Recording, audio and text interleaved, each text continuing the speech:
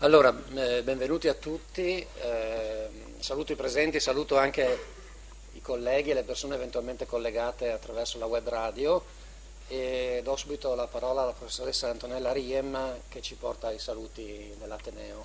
Prego. Grazie, buongiorno, benvenuti e benvenute a tutti e tutte. Sono molto onorata e felice di portarvi i saluti e i buoni auspici del magnifico rettore Alberto Dettoni, che si rammarica di non poter essere presente per questa importante occasione di riflessione sulla valutazione organizzata dal presidente del nucleo, il collega Angelo Montanari, che ringrazio sentitamente. E un ringraziamento particolare anche alla collega e l'amica Francesca Soramel, che mi fa molto piacere di rivedere qui a Udine, e al collega Fabio Vendruscolo, componenti del nucleo, per tutto il lavoro profuso, e alla delegata alla didattica, la professoressa Fusco, che con la consueta competenza e intelligenza, ne sono certa, ci saprà far riflettere ulteriormente su questo tema così importante. Grazie anche al dottor Volponi, che con metodo e cura mette insieme tutti i dati per l'Ateneo, e anche al rappresentante Niccolò Cangiotti, che porterà la voce degli studenti e delle studentesse come contributo significativo al processo della valutazione.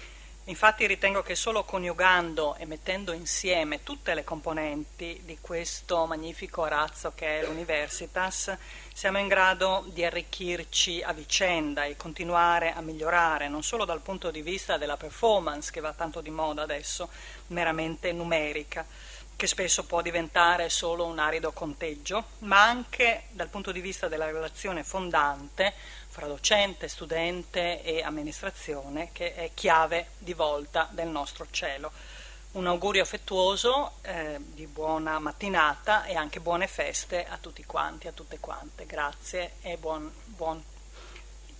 incontro.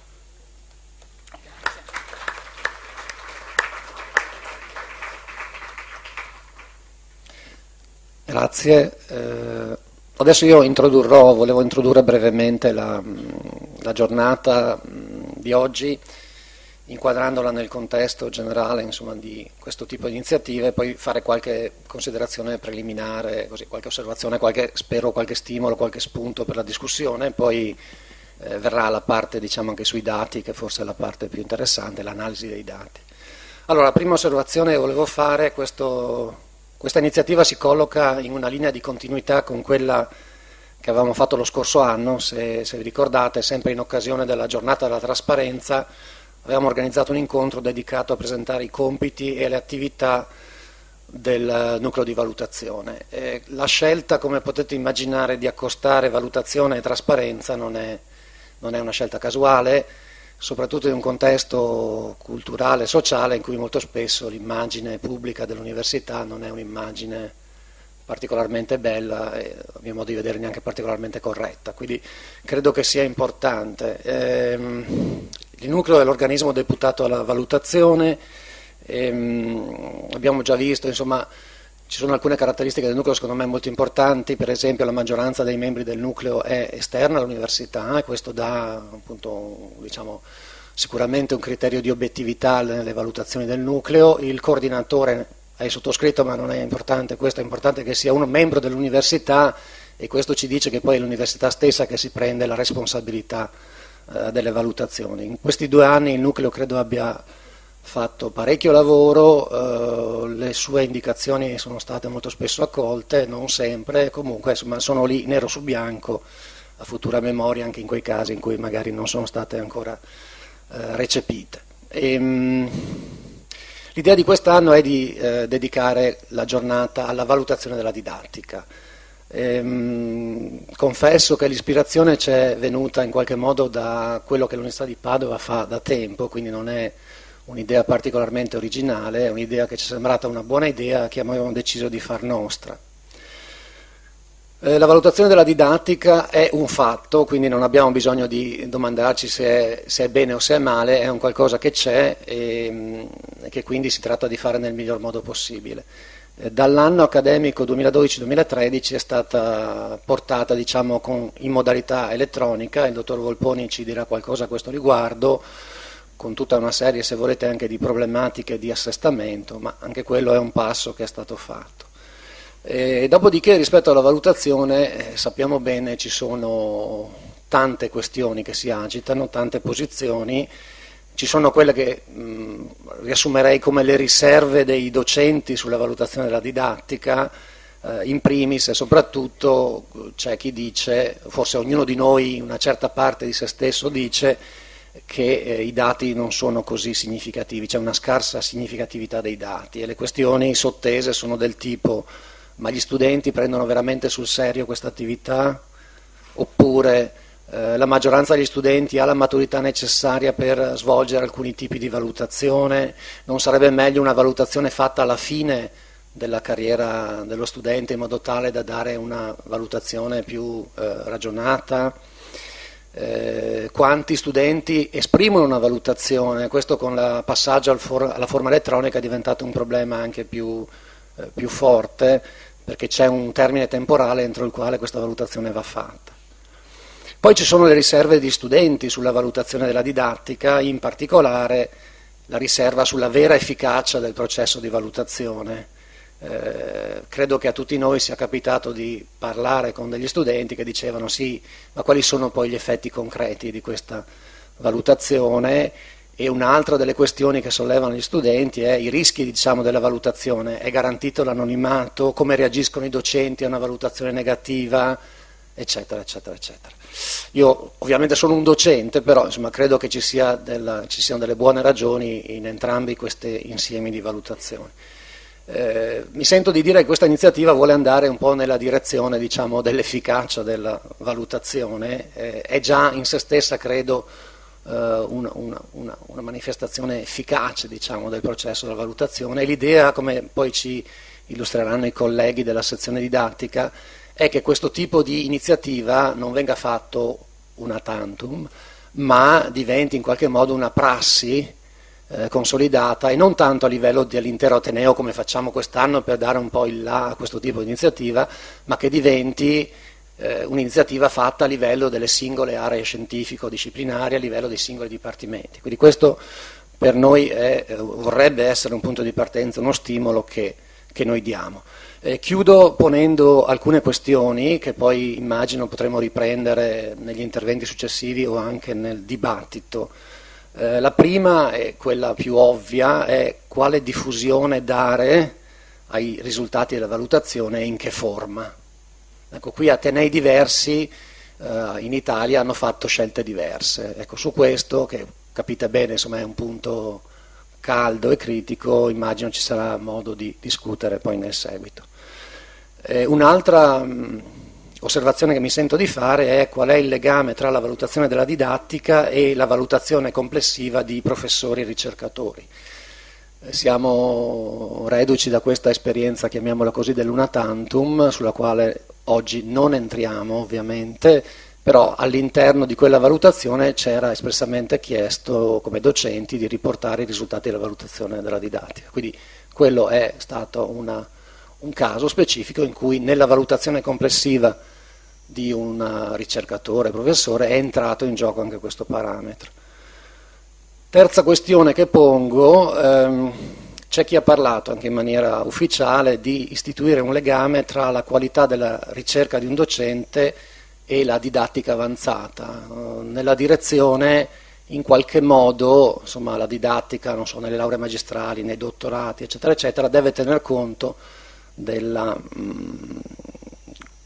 chiamiamola, qualità scientifica dei docenti. Ecco, questo è ovviamente un tema molto delicato, però appunto non lo sollevo io, è una questione che è lì, è un qualcosa che è stato scritto, e quindi anche questa è una questione su cui eventualmente possiamo discutere. Ce ne sono tante altre, io non ho la pretesa di esaurire l'insieme delle questioni interessanti, mi fermo qui. Allora io farò un po' da coordinatore della giornata e del dibattito finale. Cercheremo di stare nei tempi, anche se siamo partiti in ritardo, cercheremo di stare nei tempi previsti in modo da lasciare uno spazio sufficiente anche per il dibattito conclusivo, che auspico sia appunto costruttivo e propositivo. Chiedo al dottor Volponi di venire qua e di iniziare presentandoci lo stato attuale dal punto di vista, diciamo, tecnico del processo di valutazione della didattica. Grazie.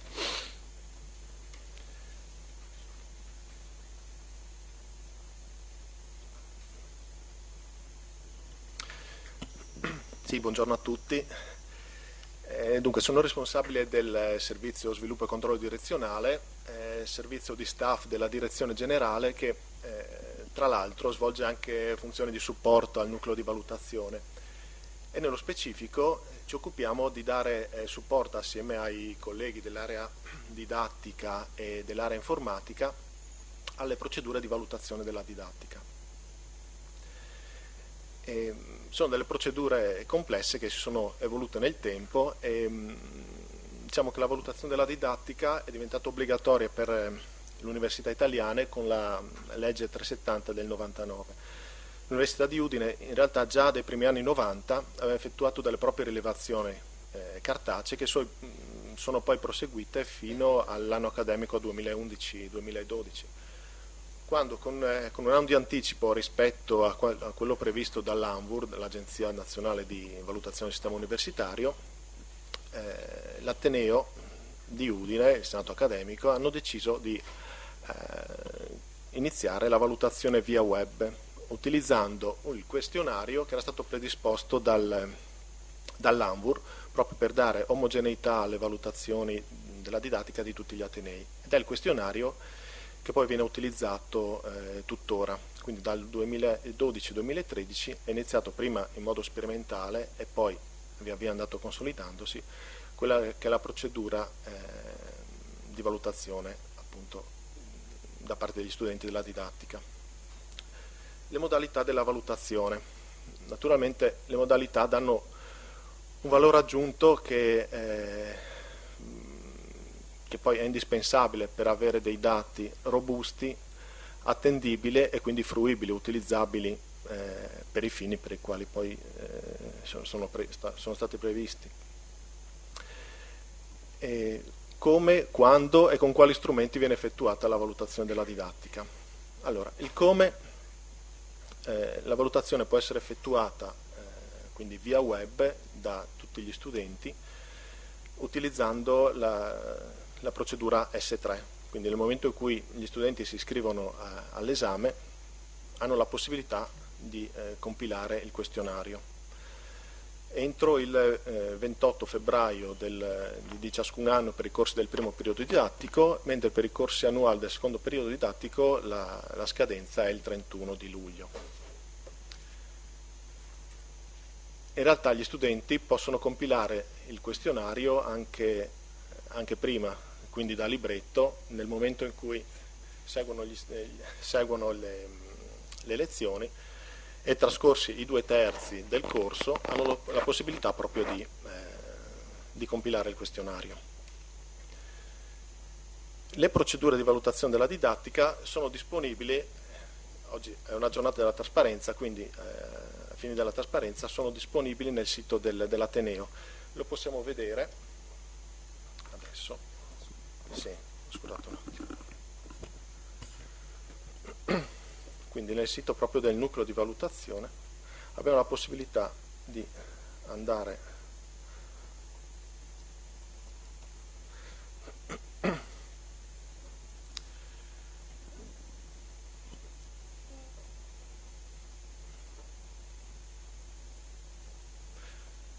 ecco, nel sito del nucleo di valutazione sono esplicitate nella sezione della valutazione della didattica le modalità che consentono appunto la valutazione della didattica e è presente anche lo strumento che è costituito dal questionario di valutazione della didattica. Vedete, c'è il documento dell'ANVUR e il questionario che viene compilato dagli studenti frequentanti e dagli studenti non frequentanti, ovvero da coloro che hanno seguito le lezioni, dichiarano di aver seguito le lezioni con una frequenza inferiore al 50%, possono compilare il questionario che è suddiviso in 3 sezioni. La prima parte riguarda delle informazioni di tipo generale che fanno riferimento alle conoscenze preliminari possedute, al carico di studi, al materiale didattico, alle modalità di esame, ovvero alla chiarezza con la quale vengono esplicitate. C'è la parte centrale che riguarda la docenza, quindi c'è una valutazione più diretta nei confronti dell'insegnamento che stanno valutando, e alla fine c'è una domanda sull'interesse generale sugli argomenti trattati nell'insegnamento. A questo il Senato accademico ha aggiunto da quest'anno un ulteriore quesito che fa riferimento a una valutazione complessiva sull'insegnamento, che prima mancava. E inoltre, nella parte riguardante i suggerimenti, c'è la possibilità per gli studenti dell'Ateneo di Udine di inserire un'ulteriore riflessione alla domanda ulteriori suggerimenti. Grandi linee è questo, insomma.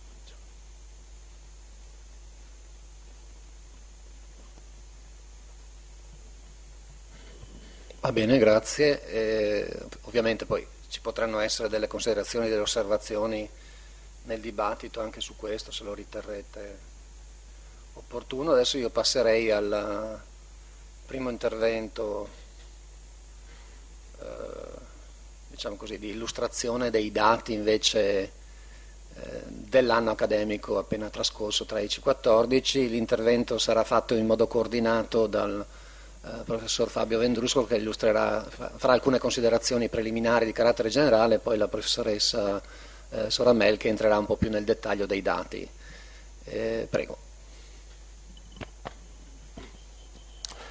Buongiorno a tutti, sono Fabio Vendruscolo, membro del nucleo di valutazione della sezione didattica da circa un anno, dove ho raccolto l'impegnativa eredità della professoressa Fusco. Ringrazio per la parola, parlerò pochi minuti per poche riflessioni che possono servire da raccordo fra l'illustrazione fatta finora dal dottor Volponi delle modalità di rilevazione e i primi commenti, perché sono, diciamo così, esemplificativi, diciamo, dei commenti un po' generali sul complesso, questa massa di dati che raccogliamo attraverso la rilevazione delle opinioni degli studenti, relativa all'anno 2013-14, che farà principalmente la professoressa Soramel. E per inciso vorrei anche io personalmente ringraziare Francesca Soramel, che da un anno è un prezioso membro esterno, anche se ex interno, del nostro nucleo di valutazione, per l'impegno che in questa occasione ha profuso, proprio temporale e materiale, malgrado i molti e gravosi impegni. Le mie riflessioni fanno riferimento alle modalità appena descritte. Se la nostra relazione è stata intitolata "Che cosa ci dicono i dati?", questa introduzione potrebbe intitolarsi, sottointitolarsi "Che cosa possono dirci questi dati?", raccolti in questo modo e con queste modalità. E quindi le modalità e alcune loro implicazioni vertono quindi sulle caratteristiche delle domande, sulla scala adottata per le risposte e sugli effetti della modalità di rilevazione online, di cui in parte ha parlato il dottor Volponi, sulla comparabilità e l'utilizzabilità, insomma, dei risultati per istituire anche dei confronti fra le diverse realtà a livello sia singolo che aggregato. Sono riflessioni abbastanza ovvie che servono più che altro per focalizzare l'attenzione su singoli punti e magari suscitare osservazioni più puntuali da parte vostra, basate sulla esperienza come docenti, come coordinatori di corso, eccetera. Il succo di queste riflessioni, lo anticipo, è che, almeno a mio parere, a nostro parere, le attuali modalità della rilevazione, più che a stilare graduatorie, a fare un ranking su base didattica dei docenti o dei corsi di studio, delle aree della didattica del nostro Ateneo, possono essere efficaci in primo luogo per monitorare da un particolare angolo visuale la situazione. Io le paragonerei più che a un campionato da cui viene fuori una classifica, diciamo a degli esami clinici capaci di dare una prima indicazione di possibili problemi o squilibri che poi devono essere approfonditi nello specifico. Di solito non si fa la gara a chi ha un certo indice sanguigno migliore dell'altro o chi ha temperatura più bassa. L'importante, il discrimine principale è fra valori nell'ambito della normalità e valori anomali che possono indicare un problema e impongono approfondimenti. L'angolo visuale da cui si assume questo dato è quello della soddisfazione dello studente, che è un angolo, diciamo, parziale, soggetto anche a distorsioni, ne accennava il professor Montanari. Appunto, non tutti i docenti, non sempre sono convinti che da questo angolo visuale possano venire dei dati sempre affidabili, sempre competenti, ecco, di valutazione, ma è comunque un angolo visuale, sapendo che è parziale, interessante e ormai ineludibile. I valori non possono essere considerati a sé, per esempio non possono essere considerati disgiuntamente dal numero degli studenti valutanti volta per volta, che cambia moltissimo poi la significatività della valutazione. Inevitabilmente il numero crescendo livella la valutazione. Stranamente avviene che su un numero abbastanza alto di valutatori, di valutanti, diciamo, anche un corso che ha una scacciante maggioranza di valutazioni di eccellenza avrà un piccolo numero di valutazioni pessime, non dico non sufficienti, ma pessime. Questo perché appunto la mente umana e la varietà, in un certo numero, insomma, critico di valutanti, la varietà delle posizioni è sempre ampia. E inoltre vanno questi dati filtrati e ponderati anche con altre considerazioni. Per esempio si accennava adesso a una relazione sulla didattica avanzata con i livelli attinenti alla ricerca, ma come appunto strumento di monitoraggio inteso a segnalare ai responsabili di situazioni critiche o le situazioni a rischio, diciamo, la rilevazione secondo me può già essere efficace. Anzi, come certi pazienti diciamo, ingenui che fatta la radiografia si sentono già meglio, credo che già farla, la valutazione, appunto come una prassi regolare, standardizzata, che non sia un processo drammatico, ma che sia un normale modo di interagire tra studenti, docenti, istituzione, abbia comunque un effetto positivo, proprio in nome della trasparenza, della reciproca garanzia, della reciproca lealtà fra i vari attori. Allora, pochissime osservazioni particolari sulle domande, sono molto ovvie. La prima slide, che già ho visto, è sbagliata, ma è l'unica che ho fatto io.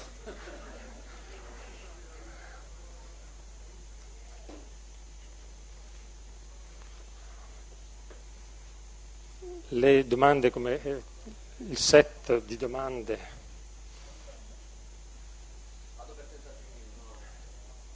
Sì. Il set di domande, come avete visto, è quello del modello ANVUR, che da quest'anno sarà ampliato con una 12ª domanda sulla soddisfazione complessiva dell'insegnamento. Piccolissime osservazioni. Si può osservare che le domande già di per sé non sono tutte omogenee, alcune mettono al centro l'azione del docente, la puntualità, la chiarezza, la disponibilità, la capacità di motivare, altre si focalizzano in realtà sull'insegnamento, per esempio la congruenza con il numero di crediti, quindi cose che non sono interamente addebitabili al singolo docente, ma che in parte coinvolgono anche più ampiamente il corso di studi. Alcune domande poi possono in effetti anche sfuggire un po' alla percezione diretta dello studente.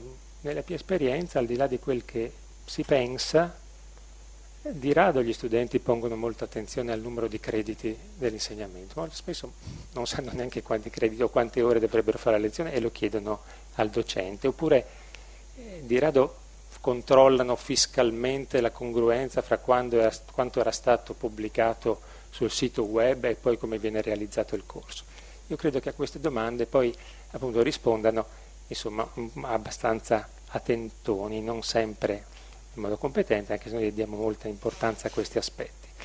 Alcune domande poi, che sono quelle su cui si discute di più, per esempio la domanda 1 e la prima e l'ultima, insomma attuale, fanno riferimento ad aspetti, da una parte le conoscenze preliminari, pregresse rispetto alla frequenza del corso, e alla fine l'interesse dello studente per gli argomenti trattati, che in gran parte sembrano un po' fuori controllo anche da parte del docente. Nel caso della domanda 1, cioè quali siano le conoscenze preliminari, se si sono rivelate sufficienti per seguire il corso, c'è addirittura la sensazione che un 100% di decisamente sì non sia neanche una valutazione del tutto positiva, cioè un corso che tutti hanno trovato alla portata tranquillamente delle proprie conoscenze preliminari, si ha quasi la sensazione che possa essere stato valutato come povero di contenuti nuovi, insomma. Questo non per obiettare sulla utilità di queste domande, che sono, anche se la 11 effettivamente l'interesse per gli argomenti un po' mi lascia perplesso, quanto per sottolineare, come anticipato, che non tutte queste domande si possono tradurre nel complesso in un voto dato al docente, un voto utile a determinare una sorta di graduatoria, classifica, come certe volte noi leggiamo i risultati che ci arrivano. Le domande già di per sé non sono del tutto omogenee.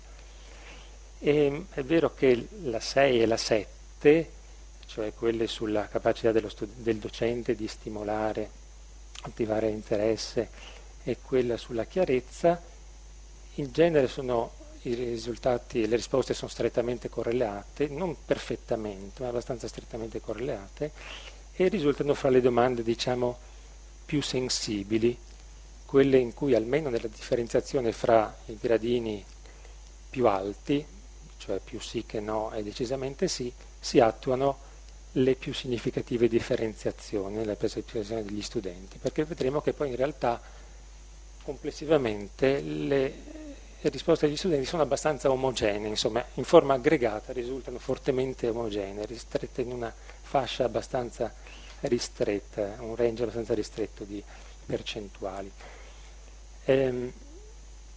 Ecco, ricordo infine che quest'anno è stata introdotta una domanda in più sul grado di soddisfazione complessivo, diceva il dottor Volponi, che andrà a integrare la possibilità di utilizzare questi dati per la valutazione. Per quanto riguarda la scala delle valutazioni adottate, diversamente da quanto avveniva con il precedente questionario, dove, come ricordate, assegnavano gli studenti dei punteggi, so se da 1 a 10, pare, da 0 a 10, sì, per la risposta adesso lo studente sceglie fra 4 opzioni di tipo qualitativo, decisamente no, più no che sì, più sì che no, decisamente sì. Nel modello Anvur, come forse avete visto, a questi 4 giudizi si accompagnano i numeri 1-4. Non so se ciò volesse suggerire un'equiparazione con una scala metrica da 1 a 4. Naturalmente convertire queste valutazioni in una scala metrica sarebbe 1 a 4 oppure un'altra metrica analoga, sarebbe pratico per poter calcolare le medie, istituire comparazioni numeriche, ma certo tale conversione presenta dei problemi e di certo non è un'operazione neutra. Come vedrete dall'analisi del professore Soramelle, il nucleo di valutazione per il momento non l'ha adottata, insomma. In effetti, riflettendo un po', anche il dottor Volponi ci ha fatto riflettere quale intervalli bisogna presupporre fra un livello e l'altro. La distanza fra più sì che no e decisamente sì, cioè fra il sufficiente buono e il livello ottimale, è uguale a quella fra più no che sì e più sì che no, cioè fra l'insufficiente e il sufficiente buono. Forse non sarebbe facile né lecito richiavare da queste equiparazioni poi un punteggio sintetico. Invece, per come è impostata la valutazione, sembra abbastanza lecito ricavare dalle risposte degli studenti un giudizio di tipo binario, sì, no, sufficiente, insufficiente. Come nucleo di valutazione abbiamo provato a utilizzare, aggregando i 2 punteggi bassi, le 2 risposte basse e le 2 risposte alte, nei termini di una soddisfazione, sommando le 2 risposte positive, più sì che no e decisamente sì, valutiamo la percentuale complessiva di studenti che abbiamo visto soddisfatti, e mentre abbiamo utilizzato la somma dei 2 punteggi negativi, decisamente no e più no che sì, come individuatore di situazioni di insufficienza. Abbiamo usato questo concetto di insufficiente, ma fra virgolette, in questo specifico significato, in cui quindi la somma delle decisamente no e più no che sì, è superiore al 50%. Questi casi sono pochi, ma sono appunto quelli su cui, come i valori sballati dell'analisi, bisogna fissare l'attenzione, quelli dove scatta un'allerta. Sono pochi i casi e sono a livello non aggregato, dove a livello aggregato non emergono mai situazioni di insufficienza, sono a livello di singole attività, di insegnamenti o moduli.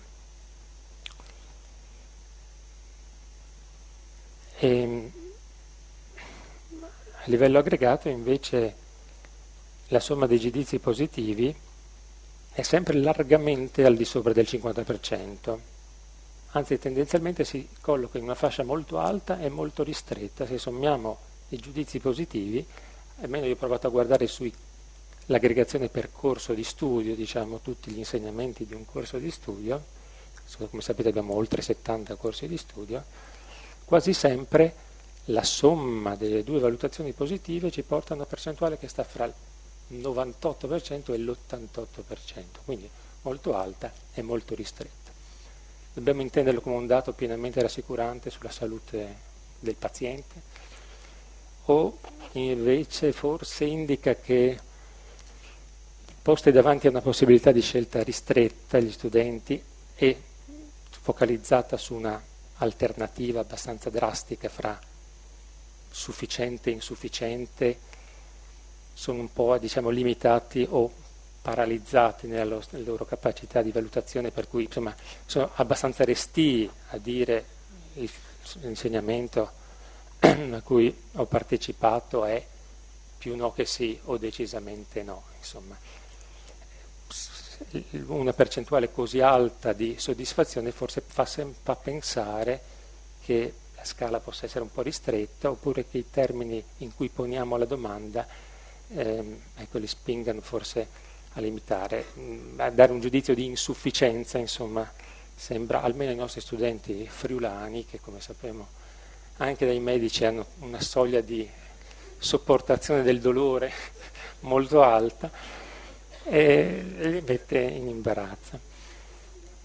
Tentativamente, ecco, mentre più sensibile, come accennavo anche prima, appare la discriminazione all'interno di quella percentuale alta, molto alta di valutazioni positive, la discriminazione fra decisamente sì, almeno a livello della singola attività, fra decisamente sì e più sì che no. Qui la forbice è molto più ampia, io ho calcolato a livello di corsi fra il 77 e il 46%, quindi al momento di dire decisamente sì, che esprime una soddisfazione, effettivamente la valutazione dello studente diventa più flessibile, più libera, ecco, diciamo così. Tentativamente nella relazione del lucro di valutazione, in effetti quest'anno abbiamo provato a utilizzare la percentuale di decisamente sì nelle domande relative alla performance del docente come indicatore così approssimativo all'interno di ciascuna area della soddisfazione didattica. Allo stato comunque in questa situazione mi sembra che i nostri dati si confermino più appropriati semmai per attuare una divisione in fasce, diciamo così, una specie di rating degli insegnamenti e dei docenti, piuttosto che appunto una graduatoria. Forse si può dire che appunto che come strumenti il mettere insieme da una parte, aggregare i giudizi sufficiente e insufficiente, da una parte i sufficienti, insomma, o soddisfacenti, dall'altra insufficienti, è una buona analisi per il monitoraggio, per, come dicevamo prima, segnalare le situazioni critiche sotto la soglia di accettabilità, insomma, quelle in cui oltre il 50% delle valutazioni stanno fra il decisamente no e il più no che sì. Mentre la percentuale dei decisamente sì nella fascia positiva si presta maggiormente a fotografare situazioni qualitative, differenze qualitative fra i vari corsi, anche qui non per fare delle graduatorie, per dare delle medagliette, ma semmai per indagare sulle ragioni di questa particolare soddisfazione, per realizzare una comunicazione anche di best practices e mutuare dei modelli che funzionano.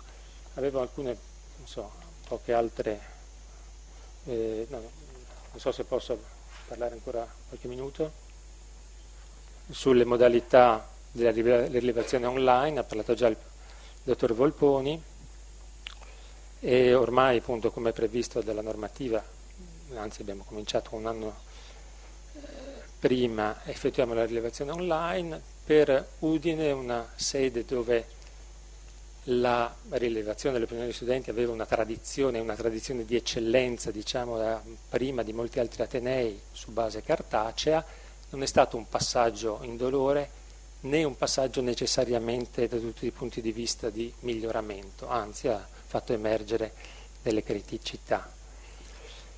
Alcune sono state già accennate.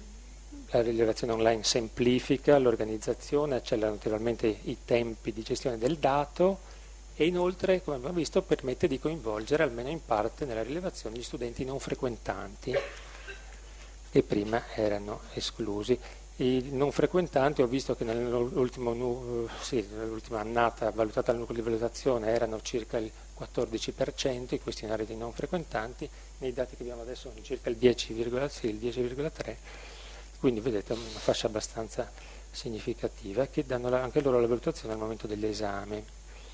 Porta con sé alcuni problemi però naturalmente questa modalità. Innanzitutto il numero di questionari si è un po' ridotto e diminuito perché per almeno modalità tecniche che finalmente fino adesso attuiamo, solo gli studenti che hanno l'attività nel piano di studi, nell'anno di studio a cui sono iscritti possono effettuare la valutazione e solo, come si diceva, gli studenti che sostengano l'esame nelle prime sessioni successive alla conclusione del corso, la quale cosa di per sé già potrebbe essere un indicatore di buona efficienza del corso, quanti studenti riescono a fare l'esame nelle prime sessioni dopo la conclusione. Lo può fare durante il corso, però sono, diciamo, obbligati e bloccati a farlo soltanto quelli che faranno l'esame, come abbiamo sentito, entro febbraio o entro luglio. Gli altri possono sfuggire, moltissimi che fanno l'esame in estate di un insegnamento del primo semestre non sono bloccati, obbligati a fare la valutazione, quindi sfuggono. Ecco, appunto, dicevo, un indicatore importante come quanti studenti fanno l'esame alle prime sessioni addirittura non viene utilizzato, o meglio viene utilizzato addirittura in senso opposto, cioè che meno studenti fanno l'esame, meno danno la valutazione e più è probabile che la valutazione sia più alta perché sono gli studenti più bravi magari che la danno, sono anche quelli un po' più soddisfatti. Quindi è una criticità che in qualche modo forse bisognerebbe cercare di superare con apposite modalità, magari spingendo modalità efficaci sulla effettuazione della valutazione durante lo svolgimento dell'insegnamento in un modo standard. E se confrontiamo, come la professoressa Soramella ha chiesto di fare, il numero medio dei questionari per attività didattica, ci aspetteremmo in linea di massima che sia pari a un terzo nei corsi di laurea triennale, a metà nei corsi di laurea magistrale degli studenti iscritti a un certo corso, cioè un'annata, insomma, che fa un certo insegnamento che ha nel piano di studi in quell'anno. Il valore che troviamo medio è molto più basso, è meno di un sesto, quindi si perdono per varie situazioni, ma indubbiamente anche per qualche modalità tecnica legata alla rilevazione online. E naturalmente la diminuzione del numero di questionari acquisiti impoverisce il dato, lo rende meno significativo e in alcuni casi che noi abbiamo, soprattutto nelle lauree magistrali, quando gli studenti sono pochi, porta anche il rischio di perdere completamente il dato di avere attività non valutate perché nessuno degli studenti, magari poche unità, aveva i requisiti per figurare effettivamente come valutanti. Io mi fermo, ringrazio e cedo la parola alla professoressa Soramella.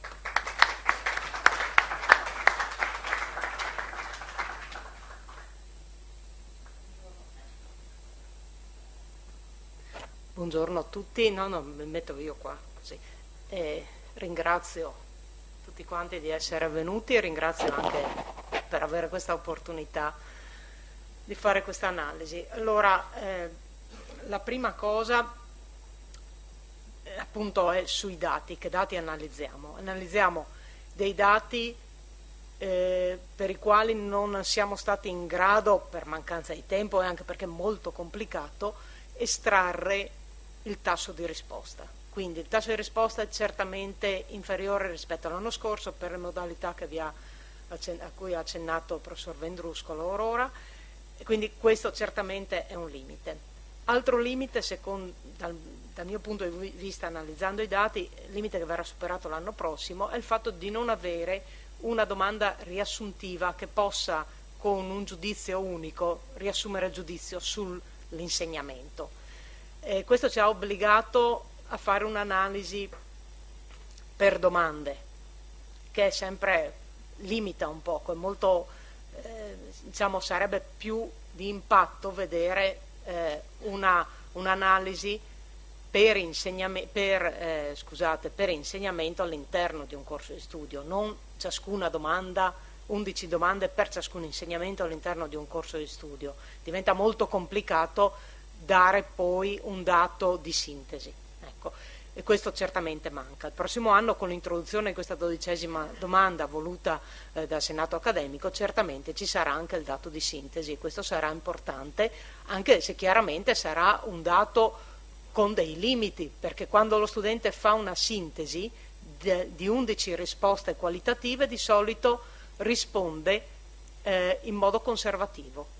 Quindi se ha messo 4 decisamente sì e 7 più sì che no, metterà più sì che no come risposta, ma anche se ha messo 4 più sì che no e 7 decisamente sì, metterà più sì che no. È sempre, lo studente tende, almeno questa è la mia esperienza, a mettere come dato di sintesi il dato più basso che percepisce, diciamo. Ecco. Comunque, detto questo, sarà comunque un dato importante. Allora, abbiamo cercato di analizzare i dati disaggregandoli fin dove potevamo e fin dove la giornata di oggi lo permetteva. Allora, le disaggregazioni che vedremo saranno fra studenti frequentanti e studenti non frequentanti. Gli studenti frequentanti sono circa 53-54 mila a seconda della domanda che analizziamo. Gli studenti frequentanti sono dell'ordine di 6.000, quindi in totale un campione di 60-62 mila studenti hanno risposto ai questionari, e il 10% all'incirca sono non frequentanti quando le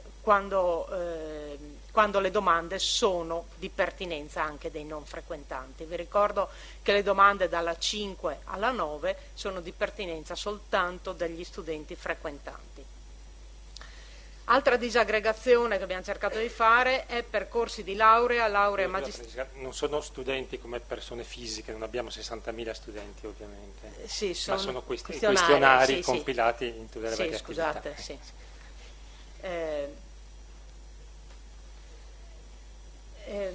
Sono questionari, sì, scusate, ho sbagliato io.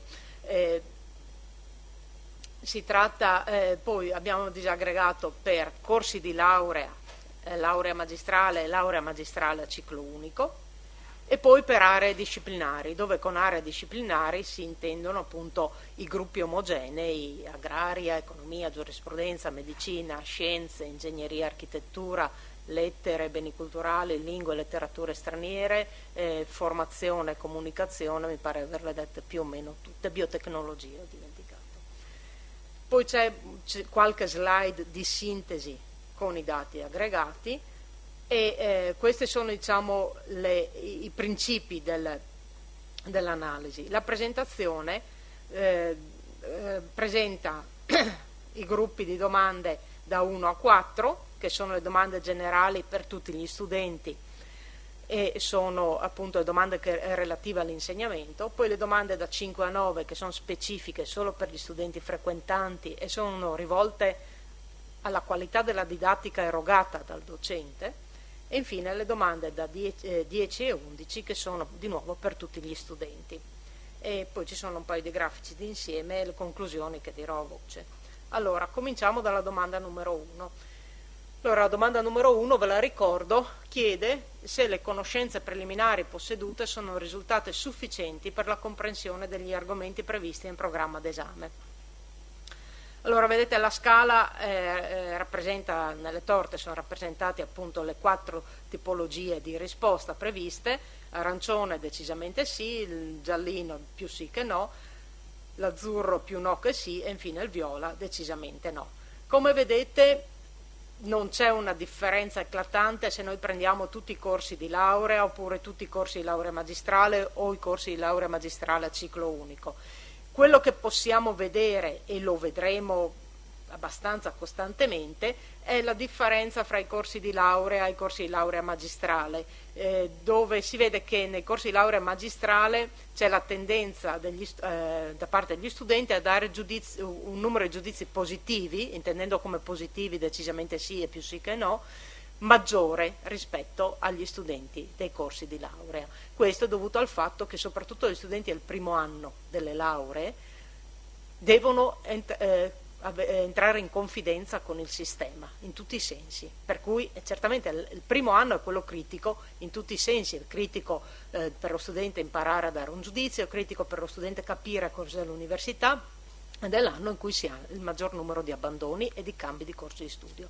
Quindi è chiaro che è l'anno anche più critico per le valutazioni della docenza ed è l'anno più critico anche per i docenti, soprattutto i docenti che insegnano il primo anno devono avere un'attenzione particolare nei confronti degli studenti. Ecco, questo magari ci potrà risultare dall'analisi poi più analitica, scusatemi la cacofonia dei dati.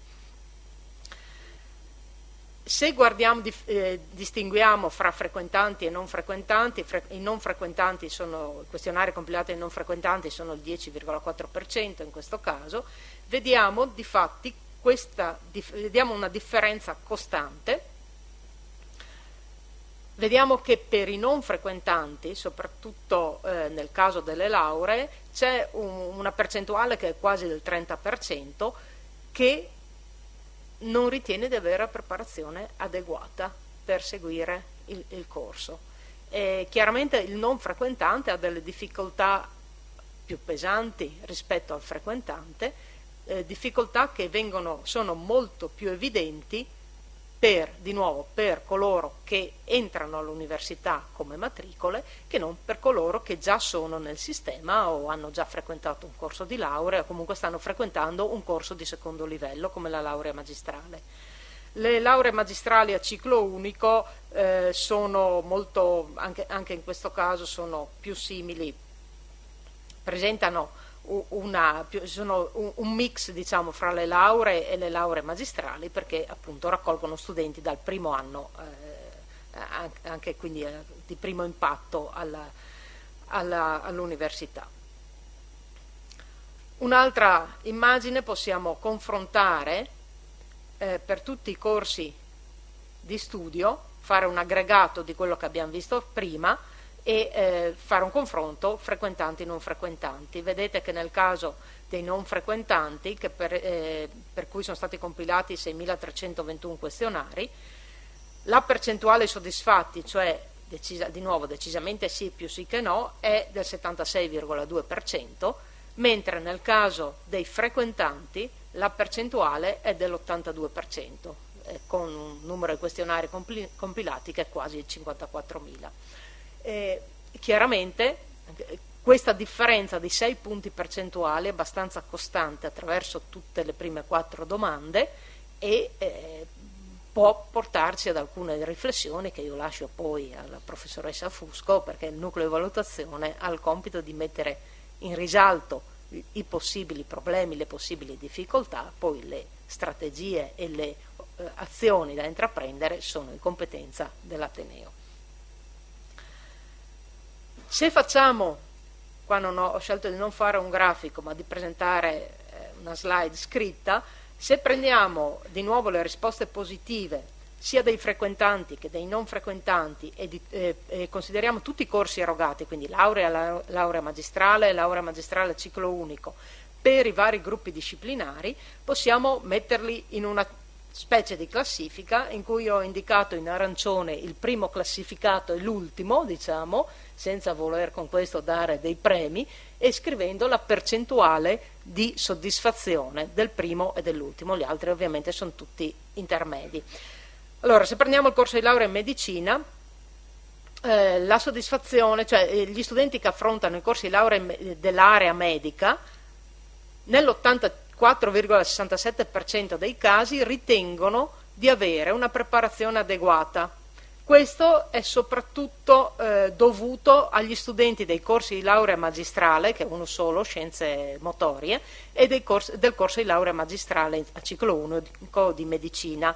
E ho scritto poi il numero, di studenti che sono iscritti a questi due corsi di laurea, o che lo erano nel 13-14, scusate, cioè all'anno a cui si riferiscono questi dati.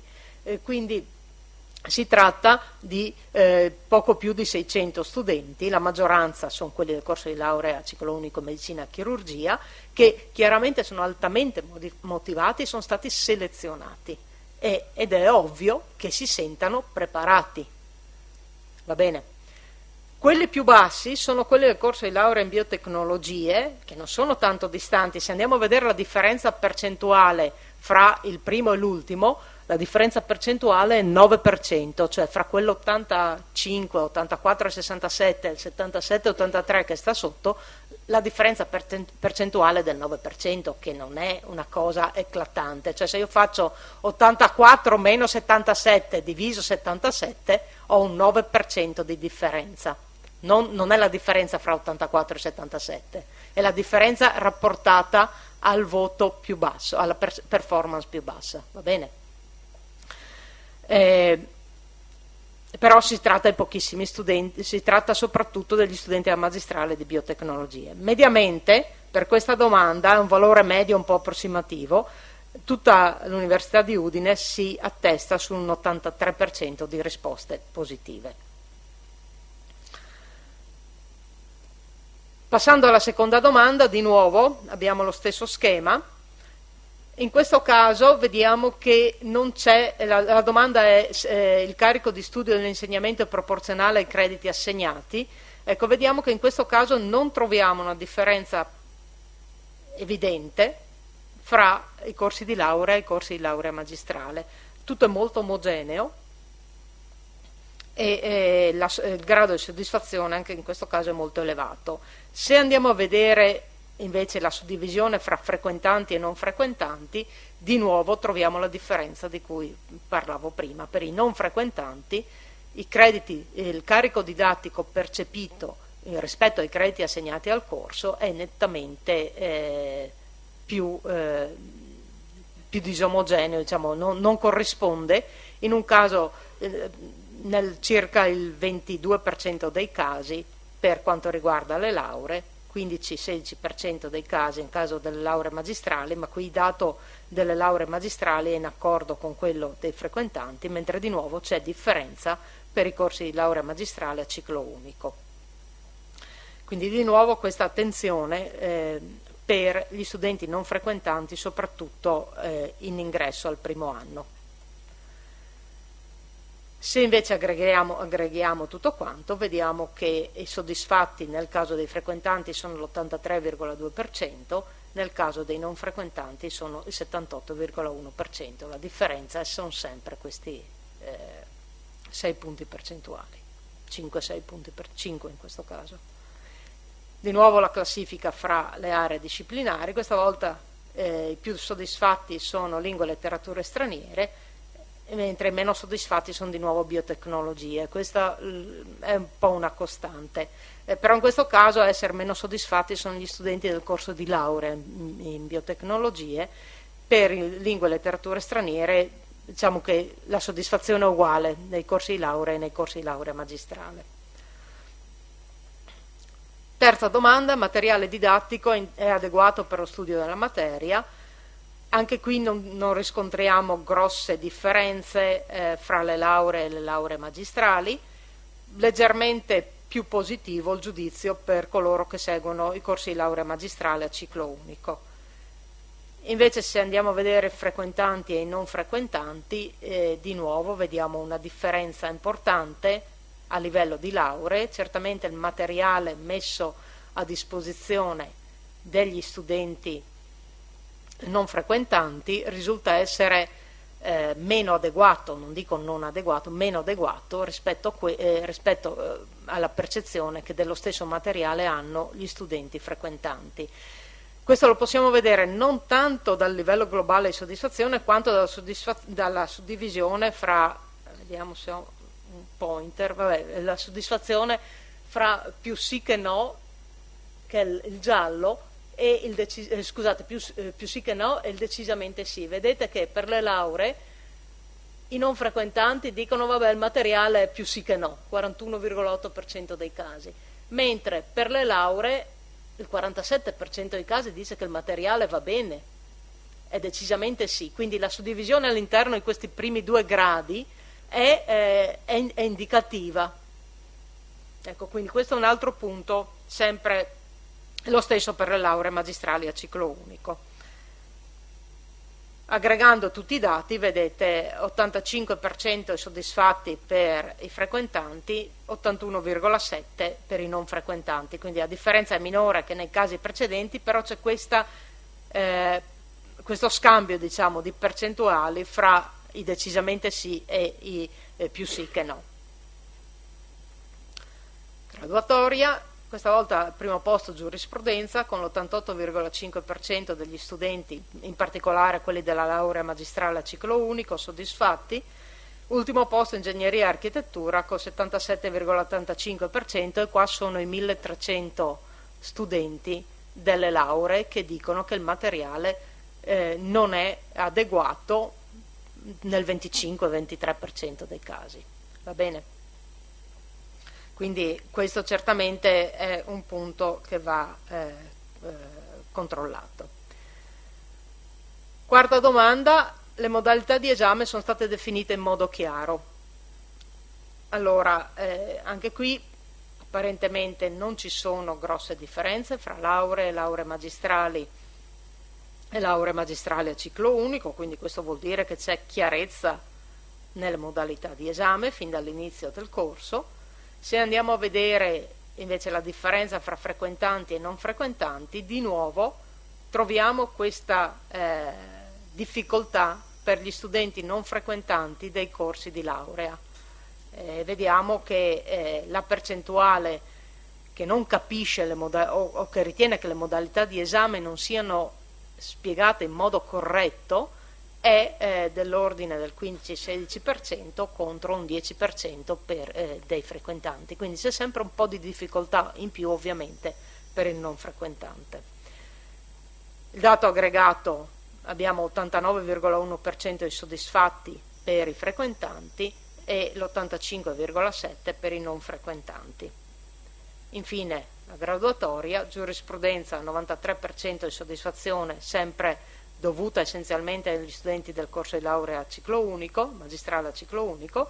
Ultima, comunicazione e formazione, è un po' una contraddizione che la comunicazione e modalità di esame abbia la valutazione, o forse gli studenti di comunicazione e formazione pretendono una comunicazione migliore rispetto agli altri, sanno dare un giudizio migliore e quindi sono più severi nel giudizio.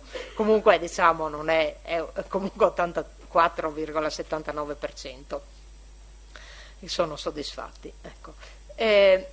Allora adesso per queste prime 4 domande ho fatto un quadro di sintesi per le varie aree disciplinari, in modo così da avere un po' un dato globale.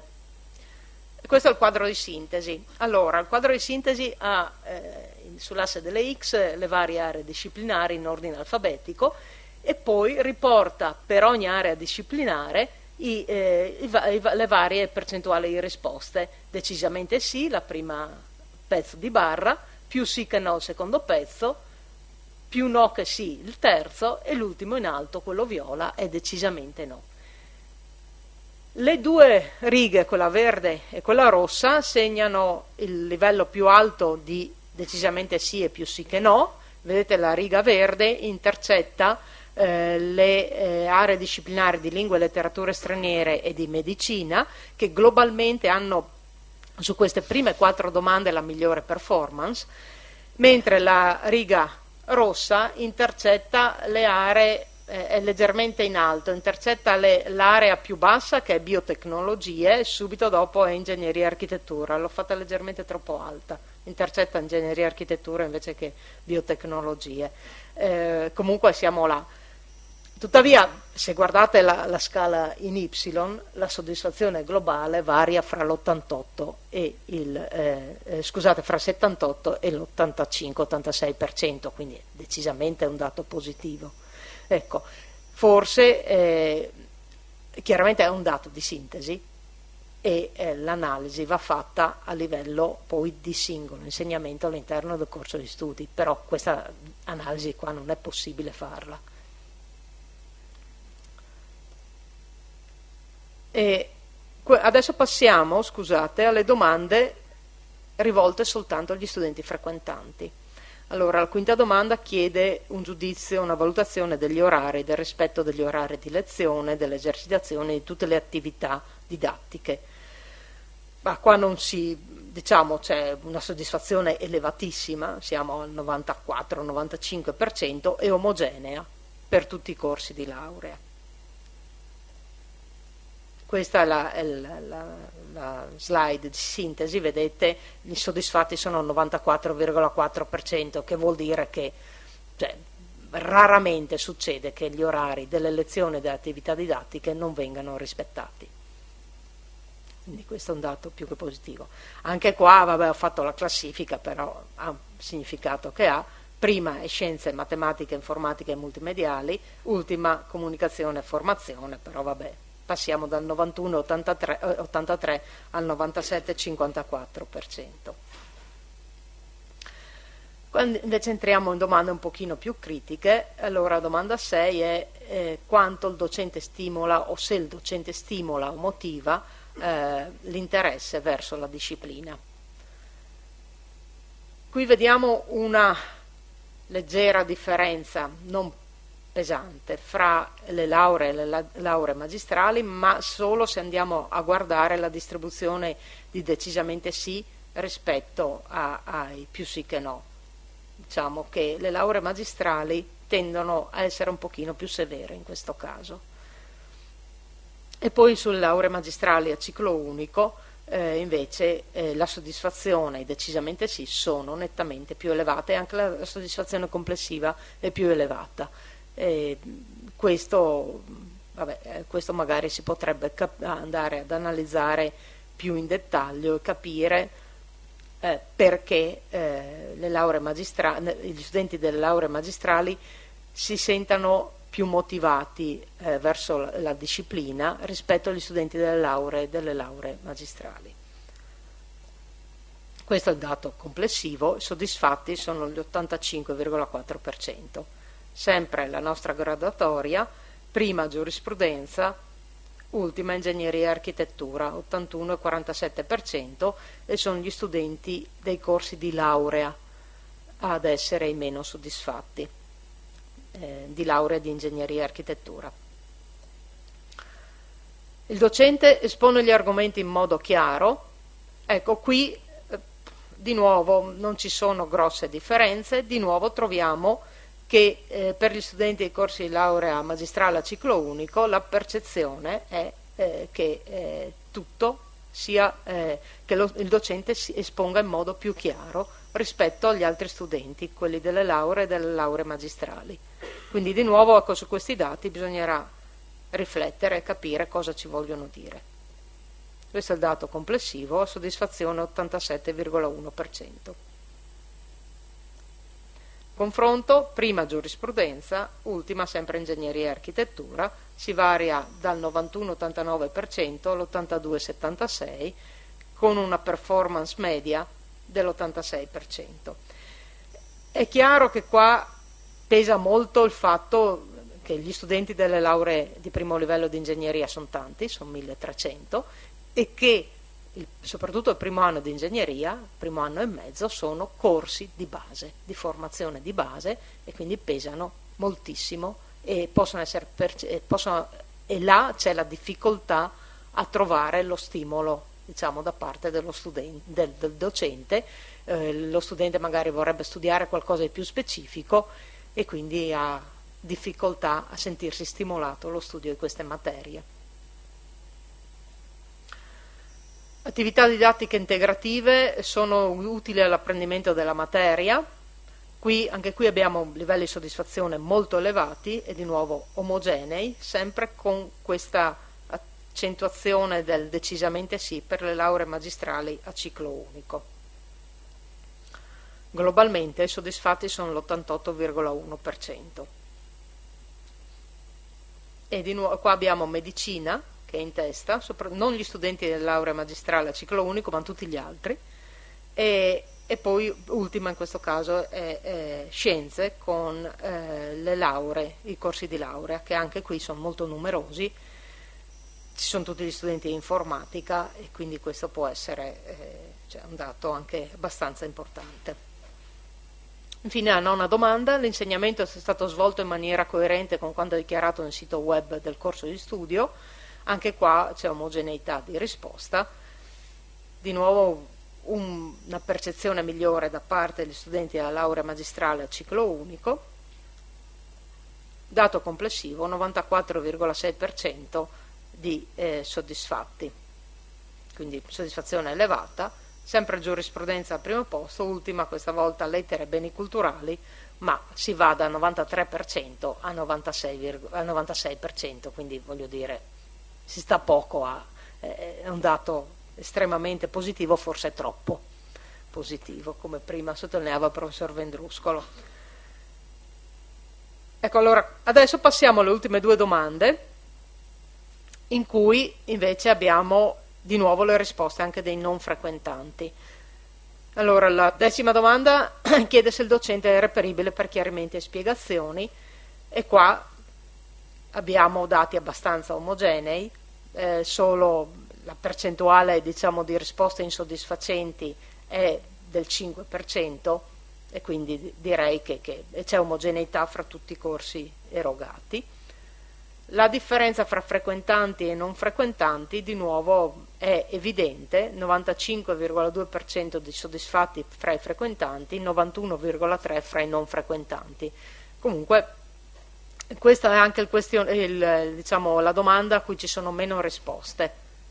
Percentualmente si passa, tutte le altre domande avevano per i frequentanti 53-54 mila questionari, mentre per i non frequentanti si arriva e si aveva 6.000 non frequentanti. In questo caso abbiamo 42.000 questionari per i frequentanti e 4.000 per i non frequentanti, quindi abbiamo perso un 20% circa di questionari. È una domanda che non è molto gettonata, diciamo, quella meno gettonata di tutti. Confronto fra le aree disciplinari, abbiamo un ex aequo, medicina e economia, scusate qua mi è rimasto un arancione, doveva diventare arancione ingegneria e architettura, che è ultima però col 92%. Infine l'ultima domanda, che chiede allo studente se è interessato agli argomenti trattati nell'insegnamento. E vediamo di nuovo che ci si potrebbe aspettare differenza fra le lauree e le lauree magistrali, e questa differenza non c'è. Anche gli studenti delle lauree sono estremamente interessati agli insegnamenti che seguono, agli argomenti trattati negli insegnamenti, e quindi direi che, a parte le differenze fra decisamente sì e più sì che no, non ci sono, cioè i positivi e i negativi sono più o meno dello stesso valore, entro l'1%. Se invece andiamo a vedere frequentanti e non frequentanti, anche qua diciamo che l'interesse è uguale, non c'è la differenza che avevamo, cioè c'è un po' di differenza, scusate, c'è un numero, ah no, qua c'è un errore, non c'è il grafico, scusate, e questo niente, lo salto perché questo grafico è venuto sbagliato, forse Sì, questo è sbagliato, è lo stesso identico grafico, non è stato... sì, forse le percentuali, però vabbè, non lo commento, lo aggiusterò, scusate. E infine graduatoria fra le aree disciplinari, prima medicina, ultima biotecnologie, però variamo fra 83 e 87%, 89%. Infine, l'ultima slide è una stima. Allora, non siamo in grado in questo momento di stimare quanti sono le attività didattiche che non sono state valutate per niente. I dati raccolgono tutte le attività didattiche valutate, anche quelle che hanno soltanto un questionario. Dopo nel dato disaggregato non compaiono, ma in questi dati compaiono anche quelle. Non siamo in grado di dare appunto una valutazione in questo momento su quante attività didattiche non sono state valutate. Vi ricordo che l'attività didattica è qualunque attività all'interno di un insegnamento svolta da un docente. Quindi se all'interno di un insegnamento ci sono 4 docenti, ci sono 4 valutazioni diverse, una per ciascuno docente, e ci sono 4 attività didattiche. Ecco, quindi questo è per capire cosa significa attività didattica. Se definiamo come non sufficienti le attività didattiche che ricevono una valutazione più no che sì e decisamente no superiore al 50%, otteniamo questo grafico. Allora, questo grafico rappresenta la media delle attività didattiche giudicate non soddisfacenti su tutte le domande. Quindi, prendiamo il caso più basso, che è biotecnologie, ho preso tutte le domande, tutte le valutazioni a seconda delle varie domande negative e ne ho fatte la media sulle 11 domande. Va bene? Quindi vediamo che per biotecnologie abbiamo che il 6% delle attività didattiche su 89 attività complessive, il numero in alto indica quante sono le attività didattiche per quell'area disciplinare. Quindi biotecnologia ha 89 attività didattiche che sono entrate nei questionari, e di queste il 6% risulta globalmente critica. Va bene? Mentre per giurisprudenza, che ha un numero analogo di attività didattiche, 83, solo l'1% risulta critico. Mediamente vedete che si oscilla fra il 2 e il 3%, e la performance complessiva dell'Università di Udine è attorno al 3%. Le attività didattiche valutate sono 2222. Va bene? Allora questo ci deve portare a delle riflessioni, capire perché biotecnologie presenta queste criticità che, diciamo, si distinguono nettamente dall'andamento medio di tutte le altre aree disciplinari, e deve portare ovviamente a delle conseguenze. Allora, come conclusioni io ribadirei alcune cose che sono già state dette. La prima, che i dati sono stati analizzati solo parzialmente, appunto perché la mole di dati è enorme. Un'analisi più in dettaglio, secondo me, dovrebbe essere fatta a livello di corso di studio e presentata all'interno del corso di studio, in rapporti di riesame, commissioni paritetiche e quant'altro, e è impossibile presentarla qui, e non è lo scopo di questa, di questa giornata, di questa presentazione.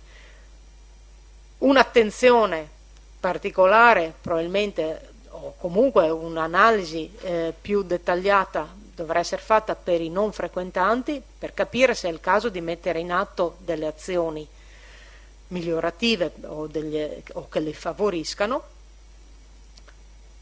Diciamo che un dato migliore lo avremo l'anno prossimo, quando avremo anche la 12ª domanda, che sarà la domanda di sintesi.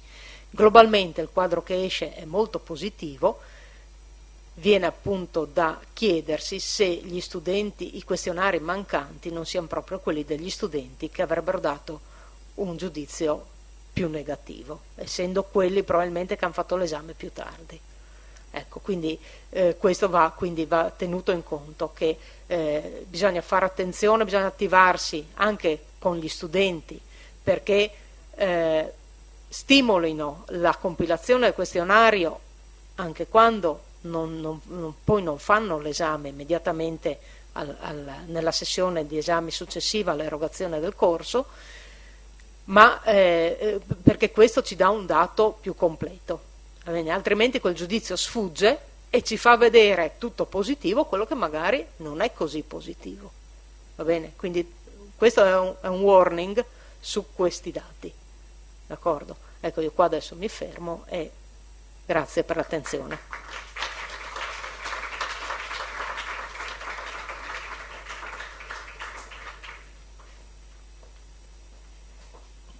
Grazie. Ora invito la professoressa Fabiana Fusco, che è delegato per la didattica del nostro Ateneo, a ragionare insieme a noi su questi dati. Prego.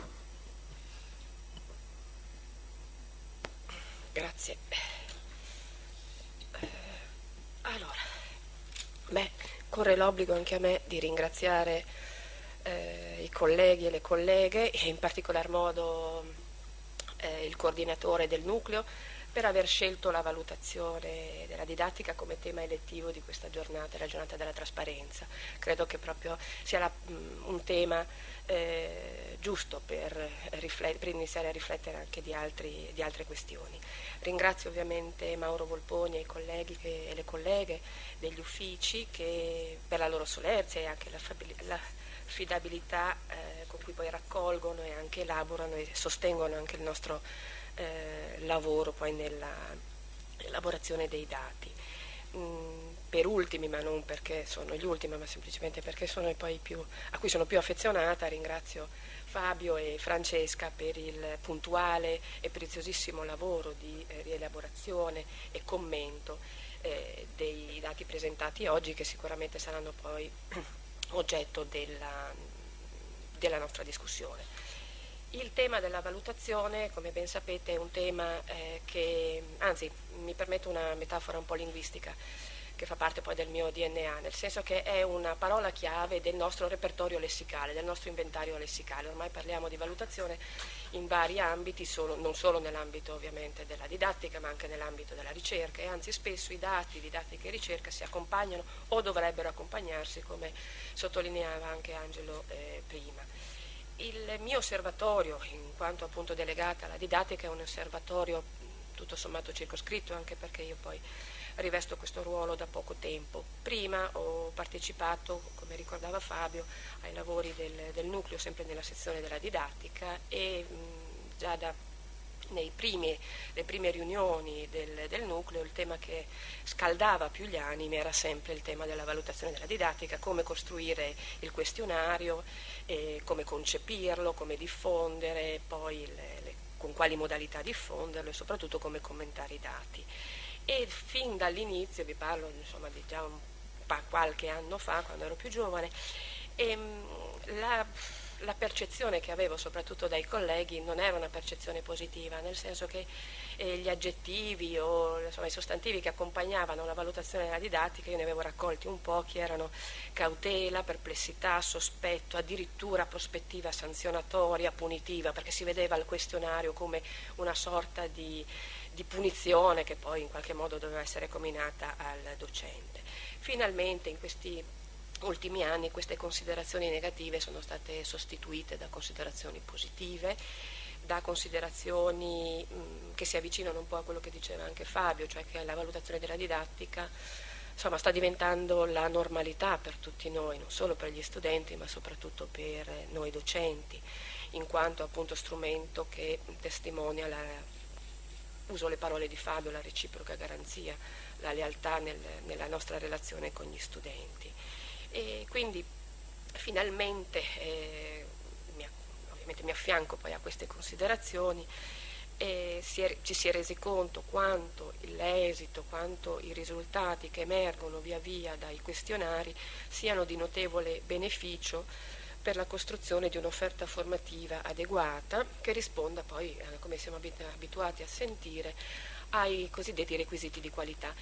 Quando però io parlo di requisiti di qualità vorrei abbandonare magari per un attimo i requisiti di qualità a cui siamo abituati ascoltando ovviamente i dettami o i consigli dell'Anvur, quindi all'assicurazione qualità, magari di cui comunque dopo parleremo. Quando alludo ai criteri di qualità, alludo soprattutto a quei criteri che ogni coordinatore, che ogni coordinatrice, che ogni direttore, che ogni direttrice si pone responsabilmente come obiettivi qualificanti del proprio operato, quindi quando offre poi un percorso di studi, delle discipline, eccetera, eccetera. Quindi non vorrei entrare nel merito poi delle discussioni imposte invece in questi anni dall'ANVUR.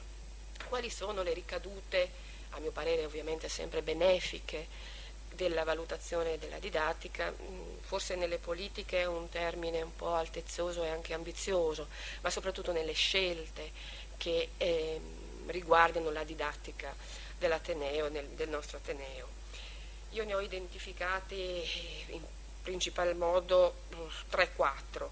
In realtà sarebbero tantissime ancora da aggiungere, ma qua non è, il nostro obiettivo non è quello di esaurire la discussione, semmai quella di aprirla e di affrontarla poi via via anche in altre occasioni. Sicuramente la prima è che il monitoraggio della qualità del processo formativo, assicurato appunto attraverso questo sistema, ha lo scopo di rilevare il livello di soddisfazione e gli eventuali problemi che poi gli studenti riscontrano nel corso delle attività didattiche e nel loro percorso di apprendimento, in termini ovviamente di organizzativi, di contenuti, di valore aggiunto che già conosciamo. Quindi le opinioni e i suggerimenti che via via emergono devono essere utilizzati, e questo l'Ateneo lo fa da tempo e noi lo facciamo da tempo, come spunto per individuare gli eventuali fattori che possano ostacolare il percorso degli studenti, ma devono essere anche uno spunto positivo, cioè anche per valorizzare, rafforzare, potenziare gli aspetti positivi che ogni percorso didattico conserva, e quindi per poi generare, provocare, innestare cambiamenti positivi nelle strutture, eventualmente nei metodi, ma soprattutto nei nostri comportamenti, cioè nei comportamenti poi di tutti gli attori coinvolti nelle attività formative. Il secondo beneficio, la seconda ricaduta positiva è l'occasione di confronto che una giornata come questa, ma che dovremmo in realtà stimolare anche in altri momenti, cioè la possibilità di confrontare, che la somministrazione dei questionari, quindi il commento dei dati, l'opinione insomma degli studenti deve rappresentare appunto un'importante, cruciale occasione di confronto fra l'Ateneo e la comunità accademica, costituita ovviamente da docenti, ma anche costituita soprattutto dagli studenti. Le valutazioni e le osservazioni che risultano interessano fortemente l'Ateneo, che grazie ad esse può infatti monitorare l'attuazione degli obiettivi posti dai corsi e perfezionare sempre più la propria offerta formativa. È ovvio che in questa operazione le componenti essenziali che costituiscono poi il pilastro ovviamente di questa operazione sono il nucleo di valutazione e il presidio della qualità, che non dobbiamo dimenticare, che ha anche lo scopo di monitorare e di sostenere, aiutare ovviamente questi processi. Terzo elemento è la valutazione della percezione che poi gli studenti hanno della didattica fruita, costituisce sempre un elemento significativo in questa fase di attuazione del sistema AVA, che tutti ormai conoscete benissimo, no? Di autovalutazione, valutazione e accreditamento dei corsi e dell'Ateneo. Nell'ottica dell'assicurazione della qualità sapete benissimo che la valutazione della didattica è un elemento cruciale, peraltro già espresso dal DM 47, quindi come uno dei requisiti dell'assicurazione, un requisito fondamentale per l'assicurazione della qualità. E gli esiti, per esempio come sono stati esaminati oggi, ma forse più gli esiti analitici, quelli che entrano nel dettaglio, sapete benissimo che costituiscono un elemento cruciale nella fotografia che ogni consiglio di corso svolge annualmente con il rapporto di riesame. Siamo ancora in una fase in effetti di, non voglio dire di sperimentazione, ma insomma non siamo ancora bene a regime. Siamo ancora con il riesame annuale, ma siamo pronti anche per il riesame ciclico, e questi dati sono di fondamentale importanza.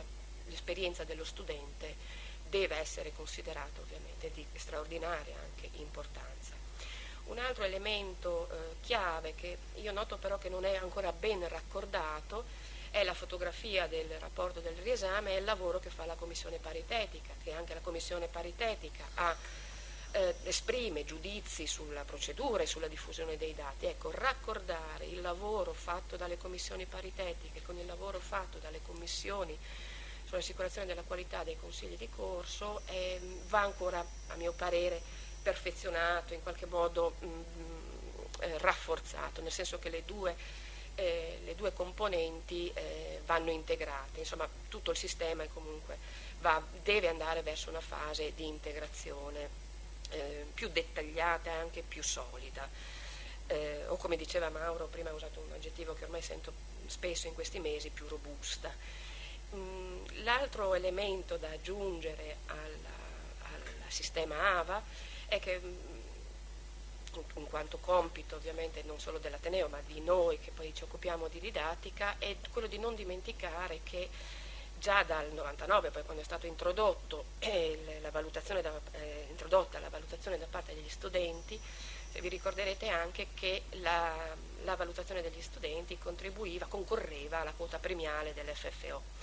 Sapete benissimo che nell'FFO 2004, sì, nel nuovo FFO c'è una leggera, e non è tanto leggera, insomma, un cambio di indicatori, è l'introduzione del costo standard. Ah sì, devo avvicinarmi tipo karaoke, sì. Evitavo di fare una cosa del genere.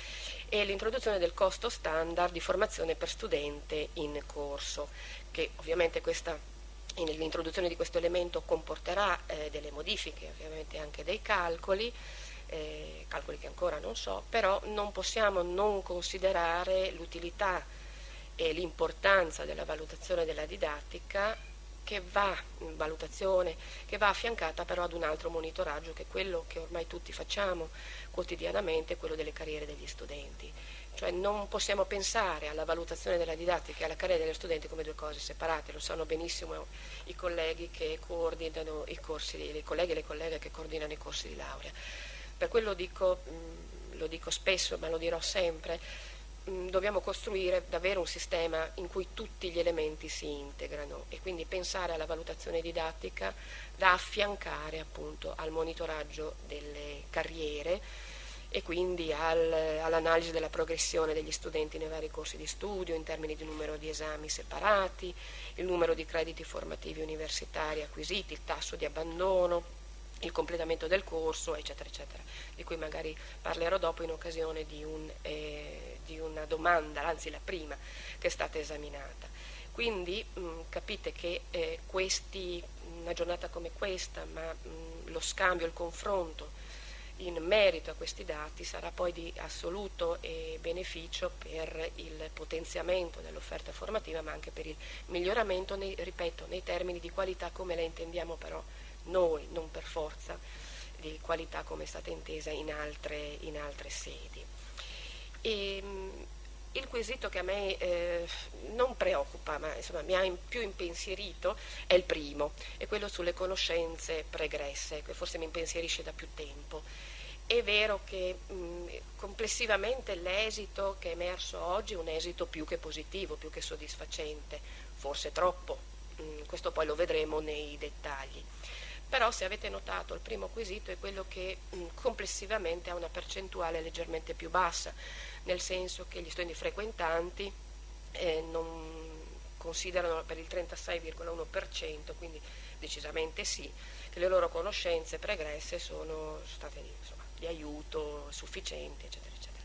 Come dice Fabio, forse il dato è preoccupante, nel senso che forse i nostri insegnamenti al primo anno sono di qualità forse non adeguata, però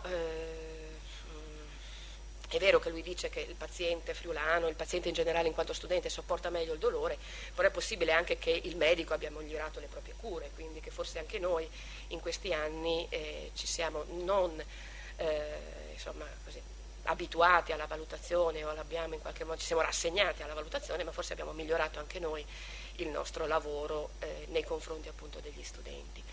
Però quel dato comunque continua a impensierirmi, quindi credo che sia uno dei punti sui quali dovremmo discutere a breve e anche prospettiva, cioè domandarsi davvero se le conoscenze pregresse siano di aiuto o non siano di aiuto, soprattutto poi per il primo anno, quindi per il primo anno in particolar modo delle lauree, intendo, non delle lauree magistrali.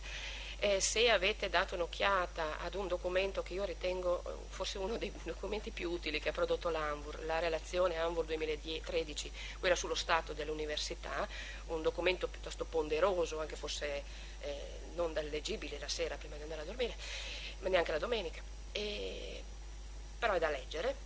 Ecco, quella relazione, ripeto, molto interessante, però per quanto riguarda la didattica sottolinea 3 debolezze del sistema in generale e che ovviamente attraversano anche il sistema udinese. Il basso tasso di laureati, che quello ben conosciamo, e gli altri 2 che conosciamo bene, ma verso i quali forse le nostre risposte, le nostre soluzioni non sono significativamente adeguate, sono l'acquisizione, quindi lenta, troppo rallentata, del percorso di studi e gli abbandoni, il tasso di abbandono che caratterizza ovviamente il passaggio dal primo al secondo anno. L'Anvur ovviamente non intravede, non suggerisce soluzioni, ci mancherebbe, però forse neanche il sistema universitario, per quanto siano problemi sui quali abbiamo tanto riflettuto e tanto pensato, verso i quali forse non abbiamo ancora segnalato, ripeto, risposte o soluzioni concrete.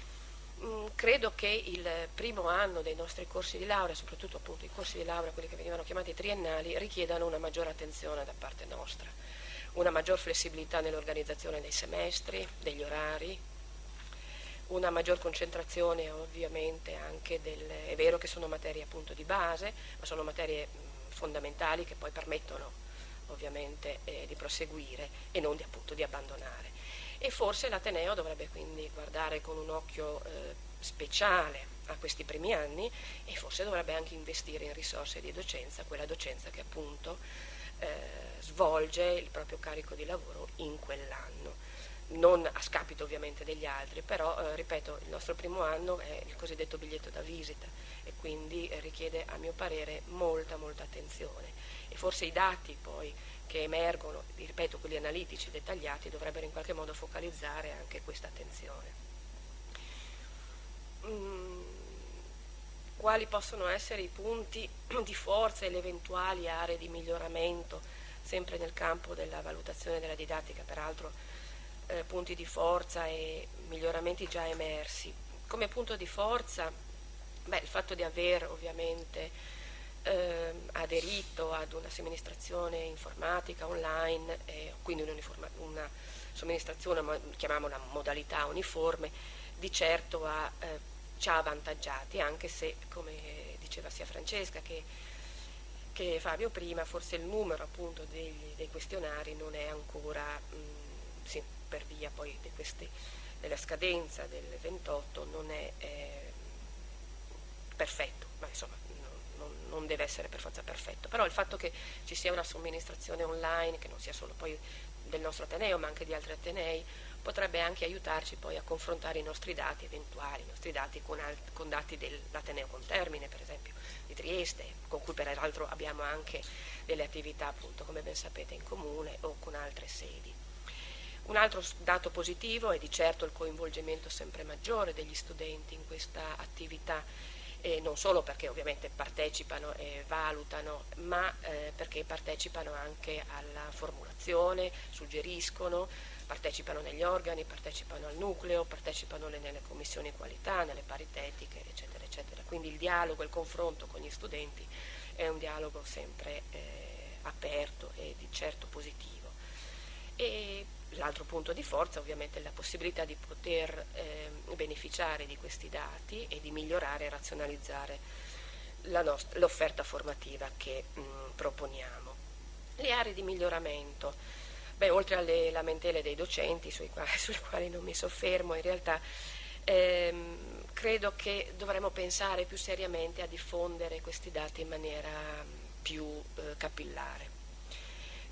Lo spunto dato da Francesca, cioè della diffusione all'interno del consiglio di corso, devo confessare che a Udine non si fa, o si fa poco, nel senso che dovrebbe essere una responsabilità del coordinatore e della coordinatrice dedicare o un consiglio o un'occasione, insomma, della propria, all'interno ovviamente del proprio incarico, dedicare una parte, insomma, al commento dei dati, però ovviamente in maniera analitica, però non con la funzione appunto punitiva, ma semplicemente facendo emergere alcuni problemi che forse oggi non sono emersi. Non è possibile appunto che ci sia, cioè sicuramente sì, va benissimo che ci sia questo quadro positivo, però insomma è possibile anche che ci siano degli elementi critici o degli elementi di difficoltà che possono essere in qualche modo esaminati.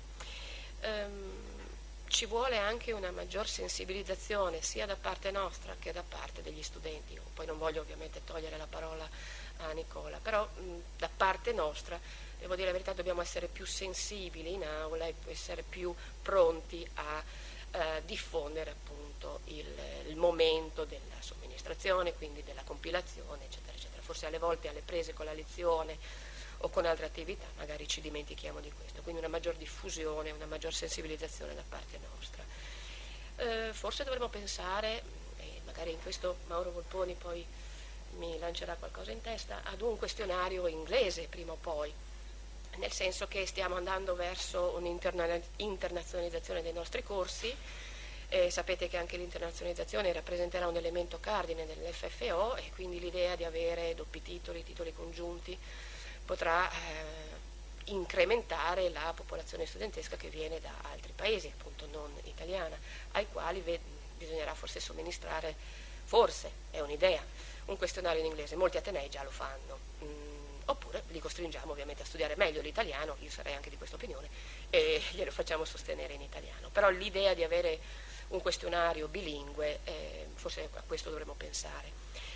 L'altra area di miglioramento, peraltro che era anche suggerita dall'Anvur, è la possibilità di avere un questionario finale, a fine percorso, prima di laurearsi. E questo dato forse in qualche modo riuscirebbe a creare quel sistema integrato che è un po' uno dei miei sogni, cioè appunto dove si inseriscono, si valutano, si incrociano i dati raccolti nei 3 anni con i dati raccolti a fine anno, con il monitoraggio delle carriere, eccetera, eccetera. E questo questionario credo che sarebbe di notevole utilità, anche perché lo studente avrebbe la possibilità di avere uno sguardo in prospettiva in tutta la carriera, non sul singolo insegnamento, ma anche in termini ovviamente non solo di insegnamenti, ma anche di servizi, insomma concepirlo in modo tale da avere un giudizio completo sull'esperienza dello studente, ma appunto in senso davvero ampio. E forse bisognerebbe anche incrociare i dati dei questionari docenti, di cui io non so molto. Anche questi sono risultati che appunto legati alla nostra esperienza, che forse andrebbero in qualche modo affiancati ai dati raccolti dagli studenti. Insomma, questi sono solo ovviamente degli spunti, dei commenti a margine poi dei miei pensieri, che ovviamente sono matti e disperatissimi, come il lavoro che stiamo tutti quanti svolgendo e che oggi qua testimoniamo. Vi ringrazio di cuore.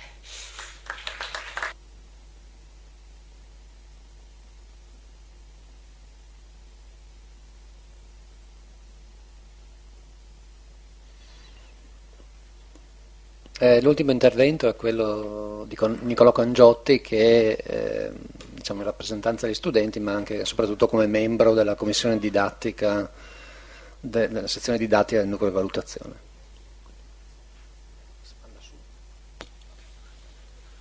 Buongiorno.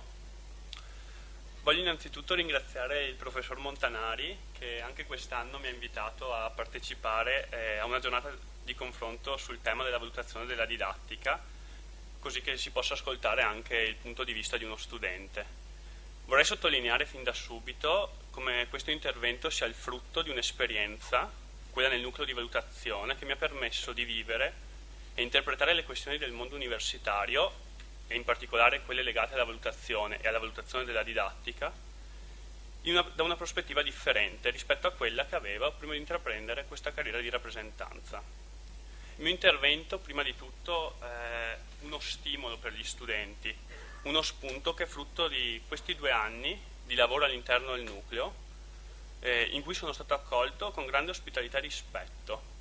E in questi 2 anni ho potuto mettere a fuoco una nuova idea della valutazione, passando da semplice utente a concreto utilizzatore del processo valutazione, osservando di prima persona cosa ci dicono i risultati della valutazione, al fine di proporre percorsi orientati al miglioramento. Oggi, ad esempio, abbiamo potuto osservare un'ottima analisi, un'ottima spiegazione di questo processo, che a volte può sembrare agli occhi degli studenti qualcosa di oscuro, forse non solo degli studenti. Già dalla mia esperienza di rappresentanza antecedente la nomina in nucleo, era nata in me e in altri miei colleghi rappresentanti, e non solo in essi, una consapevolezza differente del percorso della vita universitaria, una consapevolezza dettata e nutrita dal desiderio di partecipazione attiva alla vita di Ateneo. Con la nomina in nucleo, l'esperienza e l'essere parte attiva di un organo che si occupa della valutazione è diventata parte integrante del mio processo formativo, al pari di lezioni, studio ed esami. Questa nuova consapevolezza, che è la consapevolezza della partecipazione, mi ha portato a sviluppare una nuova idea di università, in cui la partecipazione è prima di tutto un dovere, un dovere da espletare al fine di maturare il diritto alla partecipazione. Espletamento di doveri, quindi, quale percorso di maturazione, di formazione e di crescita di una comunità accademica consapevole, che adempie i propri doveri e usufruisce dei diritti che ne conseguono, producendo in questo processo una naturale propulsione al miglioramento. Un passo fondamentale nel cammino orientato alla qualità, intesa non quale mero vuoto contenitore o medaglia da conseguire, la medaglia che citava prima il professor Vendruscolo, ma quale orientamento verso quanto possiamo definire migliore, vicino alle esigenze delle persone e della comunità.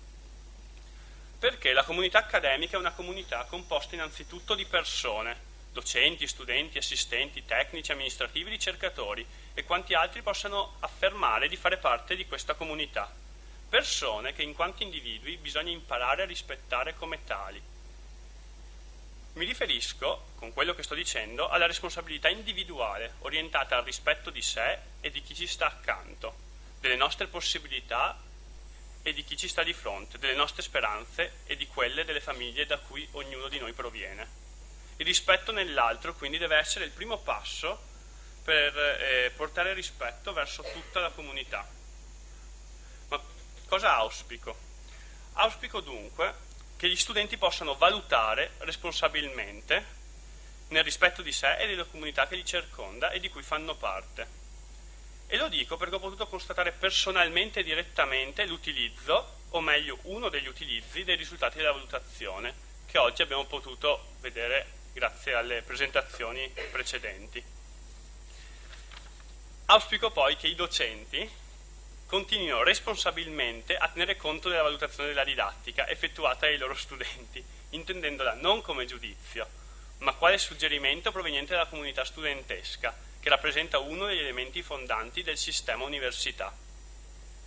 In quanto unione di intenti, la comunità universitaria può così diventare un modello da imitare e può farsi portatrice di un messaggio innovativo, animato da quello spirito generoso che troppo spesso viene calpestato dall'interesse economico e dall'ignoranza. E di questo ne abbiamo bisogno al più presto, in un contesto come quello dell'Italia contemporanea, in cui quotidianamente il sistema scolastico e il sistema universitario vengono minati dal disinteresse politico e dal distacco delle persone che talvolta non sono a conoscenza di quanto nell'università accada. E quindi è bene continuare a proporre eventi come questo per far conoscere quello che accade all'interno dell'università. Anche perché se vogliamo evitare che il sistema collassi è necessario partecipare responsabilmente, studiarlo, comprenderlo e utilizzare il suo stesso linguaggio per arrivare a una sintesi del percorso della qualità, di cui il sistema della valutazione può e deve essere il primo passo, se utilizzato con consapevolezza, con coscienza e con responsabilità nell'interesse collettivo. Ed è la collaborazione tra le diverse realtà che compongono l'università che è il nodo cruciale del percorso della qualità. Un percorso che parte dalle commissioni di assicurazione della qualità dei corsi di studio e passando per le commissioni paritetiche dipartimentali e il presidio di qualità d'Ateneo, arriva infine al nucleo di valutazione.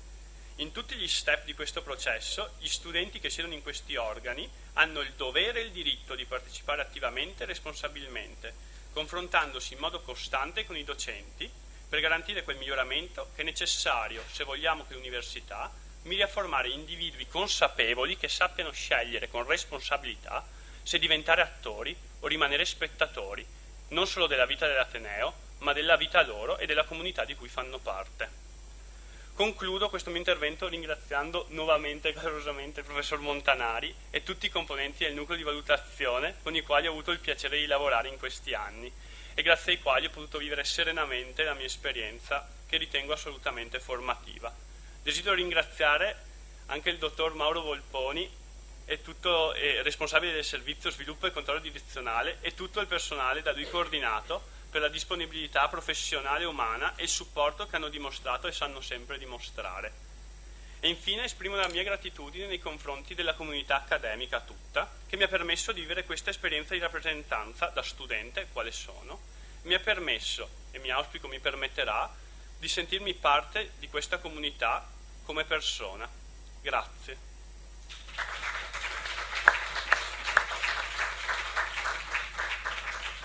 Grazie. Siamo stati incredibilmente anche nei tempi che ci siamo dati, ringrazio anche di questo i relatori. Adesso abbiamo un po' di tempo con tutti i relatori qui presenti anche per discutere dei dati che ci sono stati presentati, in generale anche di questioni immagino attinenti alla valutazione della didattica. Ci doveva essere un microfono che non vedo più, ma dovrebbe esserci, quindi se era qua, ma adesso non so dove è finito. Comunque insomma, casomai, eccolo qua, qui c'è un microfono, se alzate la mano vi viene consegnato. Prego. Prova.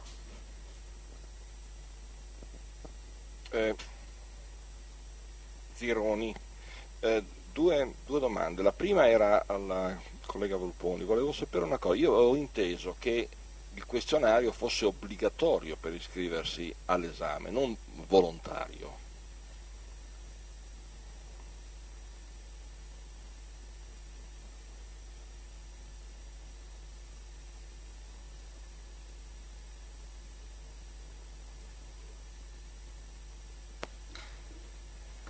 Mi sente? Allora, entro il 28 di febbraio lo studente che si iscrive all'esame si può iscrivere solo se ha valutato la didattica, quindi se ha compilato il questionario di valutazione della didattica. Successivamente a tale data no, non è più obbligatorio.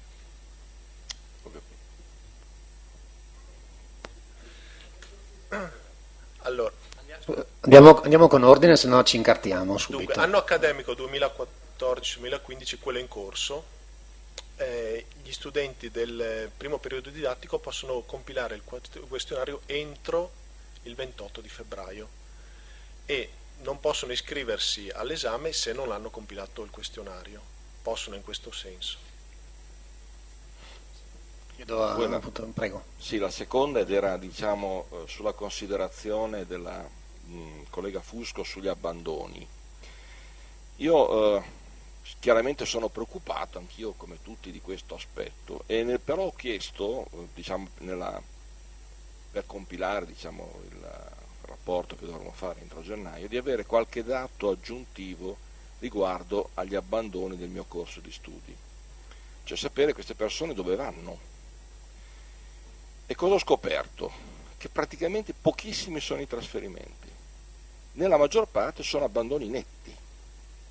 E a questo punto io mi devo dire, ma noi ci dobbiamo porre il problema al nostro primo anno di venire incontro ad esigenze di persone che non dovrebbero essere in aula, cioè che devono essere fermate prima alla scuola superiore?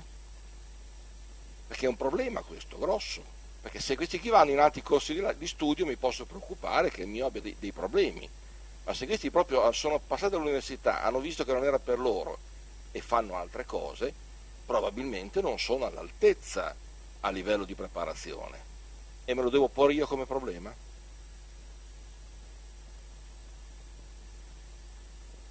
Io raccoglierei alcuni interventi, poi magari invito i relatori a venire qua al tavolo a rispondere. C'è una signora e poi davanti.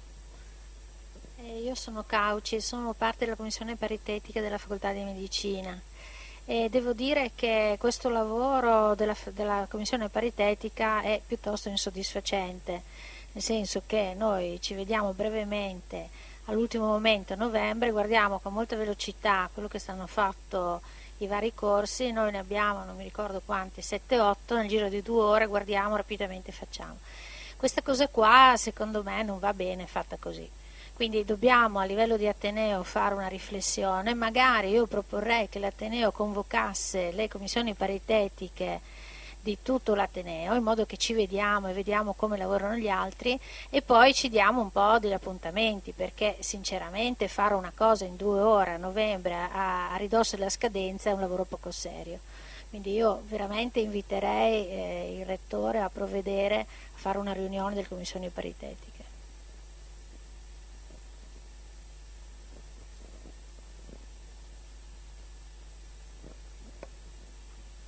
Luciano Ceccon, economia, diciamo, ex facoltà di economia. Allora, sono emerse alcune perplessità e alcune criticità anche dagli interventi dei relatori precedenti, quindi io ne riprendo alcune, sfruttando anche quello che ci siamo detti e che abbiamo indicato nella relazione delle commissioni paritetiche di economia. Possibilità che tutti gli studenti debbano compilare il questionario indipendentemente dal momento in cui sostengono l'esame rispetto all'anno accademico nel quale avevano l'insegnamento inserito nel piano di studi. Allora, io penso che sia nostro interesse raccogliere l'opinione anche di questi studenti, non escluderli, perché, come è emerso in precedenza, potrebbe essere, il sospetto è che le valutazioni di questi studenti potrebbero essere un po' meno positive di quelle che abbiamo raccolto finora e che abbiamo visto. Ci interessa moltissimo non guardarci allo specchio e dire quanto siamo bravi o siamo molto bravi o siamo abbastanza bravi. Nell'ottica del processo di miglioramento continuo, al quale dobbiamo puntare, noi abbiamo assoluta necessità di conoscere l'opinione di tutti gli studenti, quindi la proposta concreta è quella di prevedere una modalità, magari inserendo una ulteriore indicazione, quante sessioni sono passate o quanti anni accademici sono passati rispetto al momento in cui avevi inserito l'insegnamento nel piano di studi, cioè con quanto ritardo stai sostenendo l'esame rispetto a quello che avresti potuto fare, però abbinandolo appunto alla necessità che tutti gli studenti, per iscriversi all'esame, debbano compilare il questionario, quindi non solo a quelli che hanno appena finito di frequentare. Seconda osservazione, secondo suggerimento,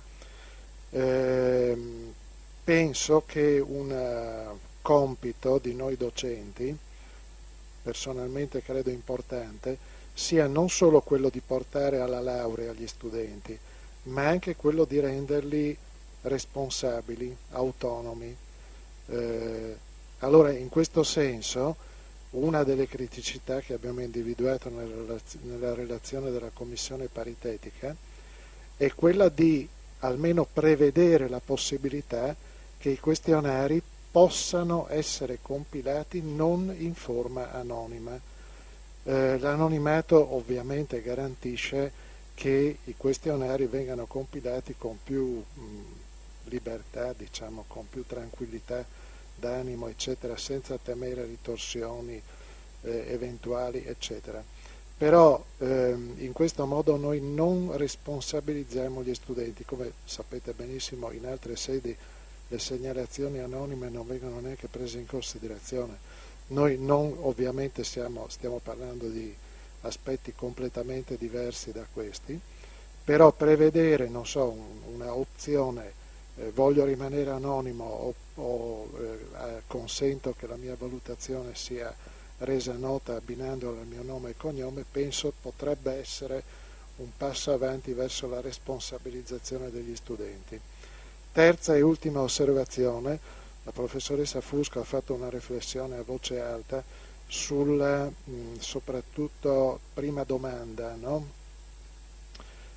Allora, per quanto riguarda la prima domanda del questionario, il dubbio è forte. Suggerimento di nuovo della mia commissione paritetica, stimolare, favorire il coordinamento fra i vari docenti all'interno dei corsi di laurea. Mi rendo conto che questo è un aspetto piuttosto delicato, bisogna allo stesso tempo salvaguardare l'autonomia didattica, sacrosanta per ognuno di noi sceglie liberamente, l'ha sempre fatto, che cosa inserire nel programma del suo insegnamento, ma allo stesso tempo stimolare il dialogo fra io che tengo un insegnamento di base al primo anno e chi tiene un insegnamento al secondo o al terzo anno o alle magistrali, eccetera, e che fruisce dei contenuti del mio insegnamento. Io, così giusto per fare un esempio, non sono del tutto convinto che un insegnamento, per esempio, di matematica di base debba necessariamente avere gli stessi contenuti se somministrato in una, parliamo di ex facoltà di ingegneria o di agraria o di economia, per esempio. Quegli insegnamenti di base vengono poi utilizzati probabilmente in maniera diversa nei 3 percorsi didattici. Quindi far parlare, stimolare il dialogo fra chi tiene il corso di matematica al primo anno e i suoi colleghi che poi terranno degli insegnamenti al secondo, al terzo anno, eccetera, potrebbe essere utile da questo punto di vista. Grazie a tutti. Grazie. Io chiederei ai relatori di rispondere, se intendono rispondere, o di commentare gli interventi fatti, quindi vi inviterei a... Purtroppo abbiamo 4 sedie, per cui dobbiamo un attimo gestire.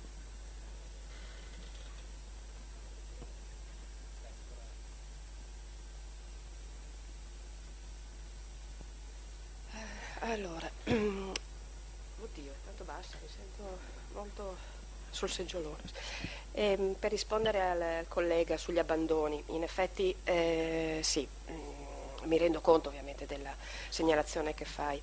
Il problema che abbiamo è il rapporto scuola-università, cioè il problema, una delle questioni più cruciali che è emersa peraltro anche nella relazione di cui parlavo, appunto il rapporto scuola-università, quindi il collegamento tra scuola e università. Il fatto che poi una percentuale di studenti del primo anno abbandoni definitivamente, cioè non ci sia un trasferimento, un passaggio, sono d'accordo anch'io che può rappresentare una scelta sbagliata, cioè mi sono trovato nel posto sbagliato, quindi ho scelto il corso sbagliato, e questo credo che sia una percentuale tutto sommato che ci sta.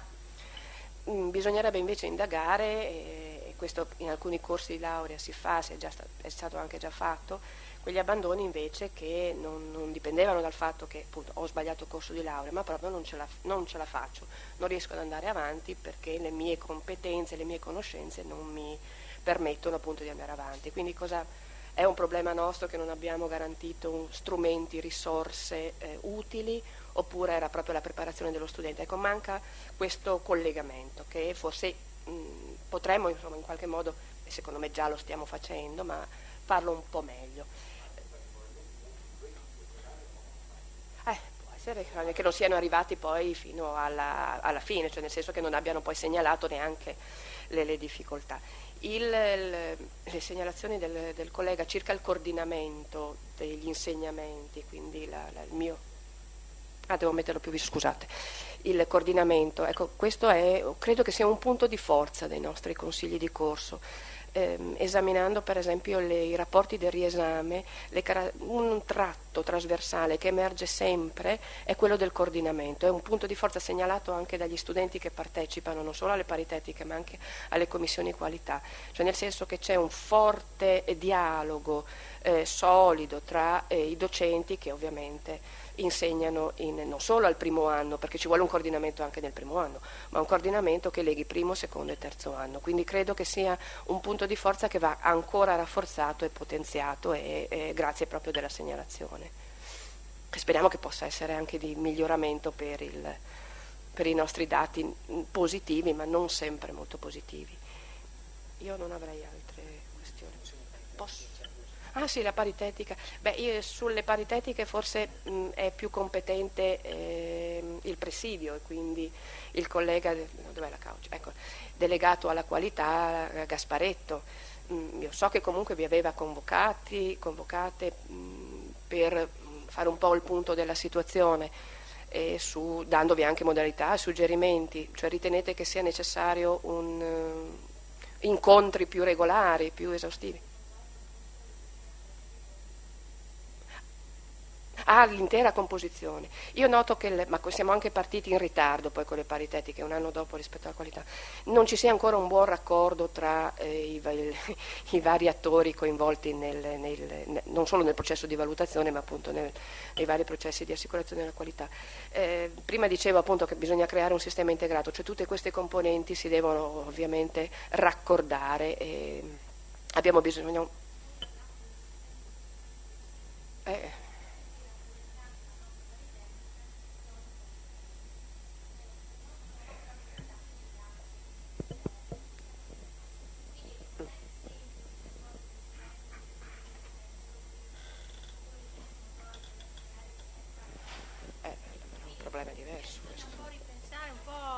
Tutto il sistema deve essere riequilibrato, ripensato e armonizzato, insomma. E poi devono esserci, secondo me, delle cose proprio fisse, per cui non so, ogni 3-4 mesi ci si deve vedere. Maggior regolarità, insomma, sì, questo. Sulla composizione però io non credo che sia un problema interno vostro. Se la Michela...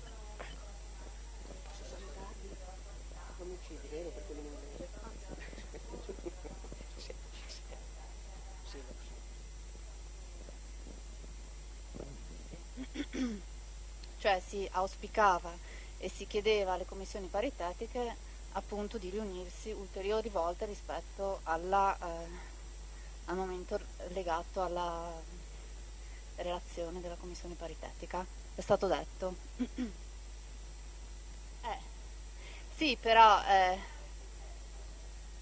no, è vero che praticamente le commissioni paritetiche, così come tutto il sistema qualità un po' in una fase di rodaggio, e abbiamo iniziato così, però insomma sono state date indicazioni appunto di metodologie per il lavoro che seguirà nei prossimi anni, appunto, che è quello di vedersi sistematicamente, perché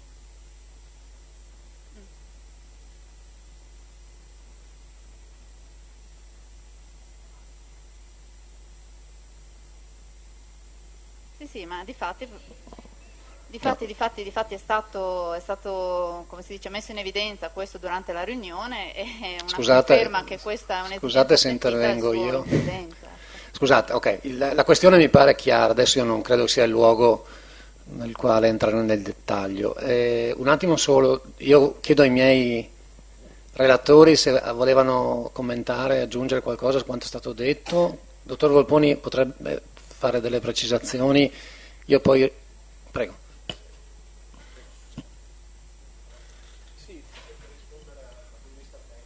Deve accendere. Riguardo alle tempistiche, alle modalità della valutazione della didattica, come vi dicevo prima, fino al 2011-2012 la valutazione era cartacea e valutavano solo gli studenti presenti in aula nel giorno in cui avveniva la rilevazione. La percentuale di corsi valutati era pressoché totale, insomma il 2-3% dei corsi non lo erano.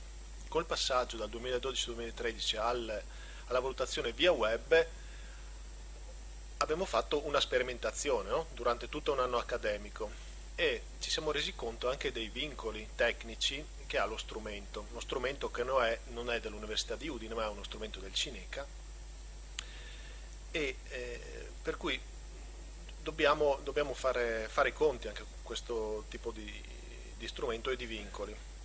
La valutazione di anni accademici precedenti. Allora, noi dobbiamo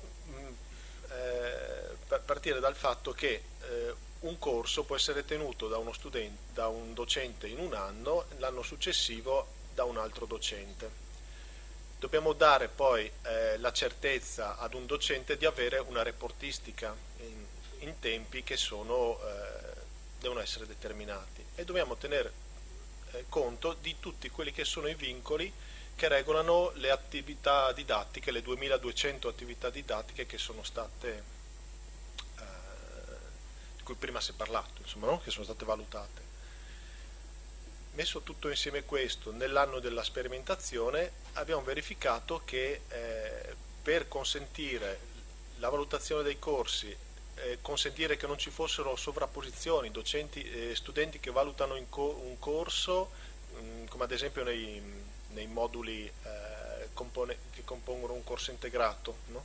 Nell'anno di sperimentazione ci siamo resi conto che lo stesso modulo, per limiti dell'applicativo Cineca, lo stesso modulo che veniva tenuto un modulo tenuto nel primo periodo didattico e un modulo nel secondo dello stesso corso integrato, davano dei problemi di tipo di individuazione di quello che era il docente poi effettivamente valutato.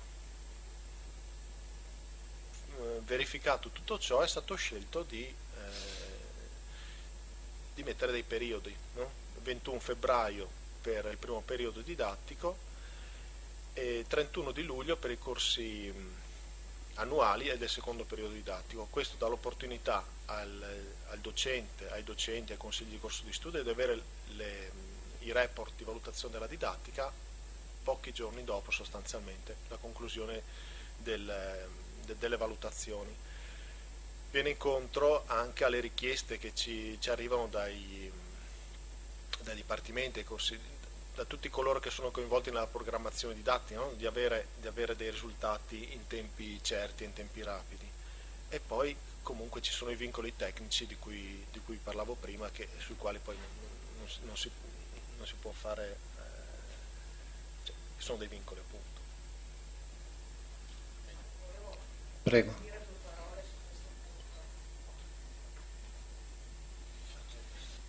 Sul punto del questionario e diciamo, l'organizzazione temporale, dobbiamo tenere presente che si tratta di valutare l'erogazione della didattica da parte del docente. È difficile farlo a distanza di 2 anni, va fatto a caldo, quindi se noi vogliamo, è vero che è un problema, l'ho sottolineato prima, ma quello che dobbiamo fare, che si dovrebbe fare, bisognerebbe che il docente spiegasse per bene agli studenti che o lo valutano entro quel termine o non lo valutano più, e nello stesso tempo che gli studenti fossero consapevoli che il loro diritto a valutare, quindi ad esprimere la loro opinione nei confronti di quell'insegnamento, va esercitata entro un termine che poi è utile. No, a me non serve sapere 2 anni dopo che 2 anni prima ho tenuto male il corso, mi serve saperlo subito perché devo ricalibrarlo per l'anno dopo, e così serve anche al CCS in cui lavoro. È vero che perdo delle valutazioni, però qua sta tutto nella responsabilità, nello responsabilizzare da un lato il docente che deve sensibilizzare gli studenti, dall'altro gli studenti che se vogliono entrare a far parte e dire la loro devono farlo entro certi termini. Punto. Si tratta un po' di abituarsi, però è chiaro che nel momento del cambiamento c'è sempre un attimo di difficoltà, la comunicazione non è perfetta, eccetera. Però io penso che sia molto più efficace avere una valutazione immediata al termine del corso che avere poche valutazioni, per lo più negative, 2 anni dopo, quando il docente dice questo è uno che ha fatto l'esame 2 anni dopo, non ha capito niente, adesso vado giù in modo brutale, non ha capito niente, è una capra e quindi non lo considero, non era in grado di valutarmi, adesso faccio proprio il docente. Ecco. E invece no, dalla valutazione io voglio capire dov'è come docente che io sono carente, cioè quali sono le carenze che percepisce chi mi sta di fronte, perché che lo studente mi dica che sono bravissima, certamente sbaglio qualcosa, quindi è quello che mi deve dire il questionario, ma dirmelo 2 anni dopo non serve a niente, anche perché poi statisticamente è una valutazione su quante, quindi ha un significato statistico molto basso. Andiamo con ordine, se no ci incartiamo, come dicevo prima. Aspettate, allora c'è Vendruscolo Cangioti, se vogliono dire qualcosa, dopo c'è un altro giro di domande, ci sono persone che sono prenotate. Idea pratica estemporanea. Si potrebbe forse, come misura di minima, oltre a quello che diceva Francesca, e cioè che il docente sottolinea l'importanza e l'esistenza di termini per gli studenti che ha in classe, che ha in aula, di esprimere la valutazione di quei termini, magari pensare a un sistema di avvertimenti, di warning vicino alla scadenza per gli studenti di quell'anno, cioè ricordati che entro la data tale puoi esprimere, se hai frequentato quel corso, quindi nell'anno competente puoi esprimere la tua valutazione. Potrebbe essere insomma un tipo di promemoria che qualche risultato ottiene, non so.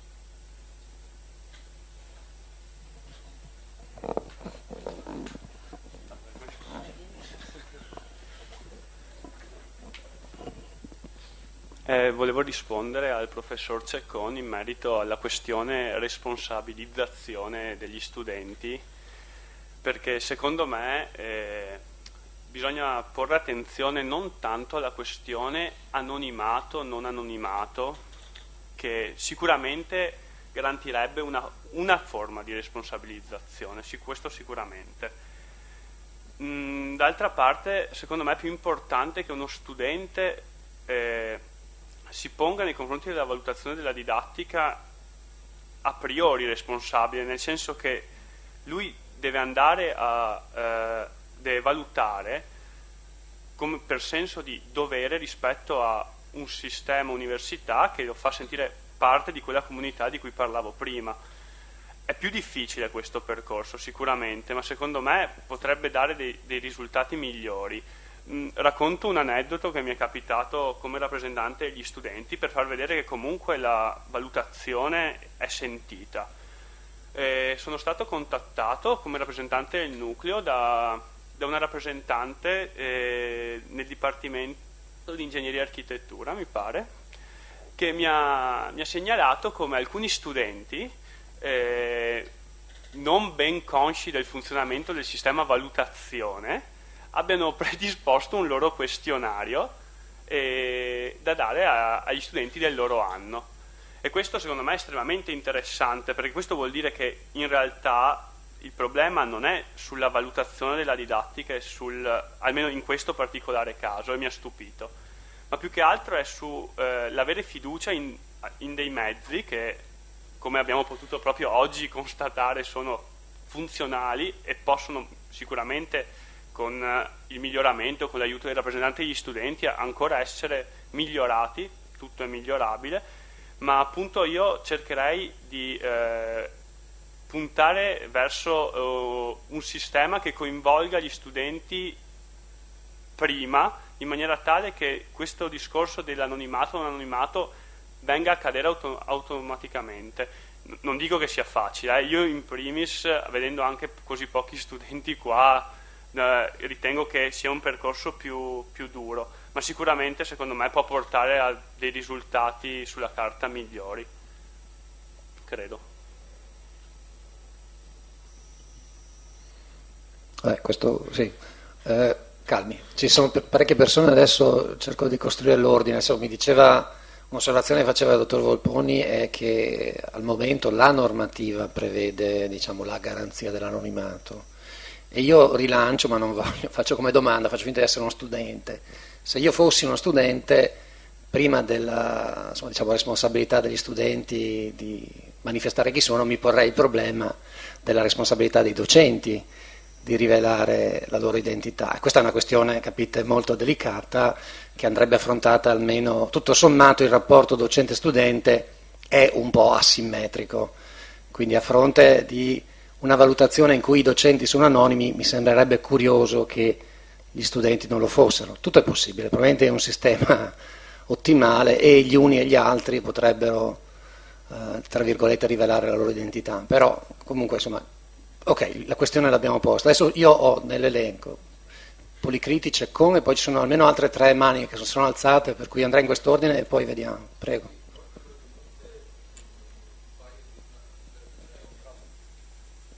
Sì, una considerazione e uno spunto.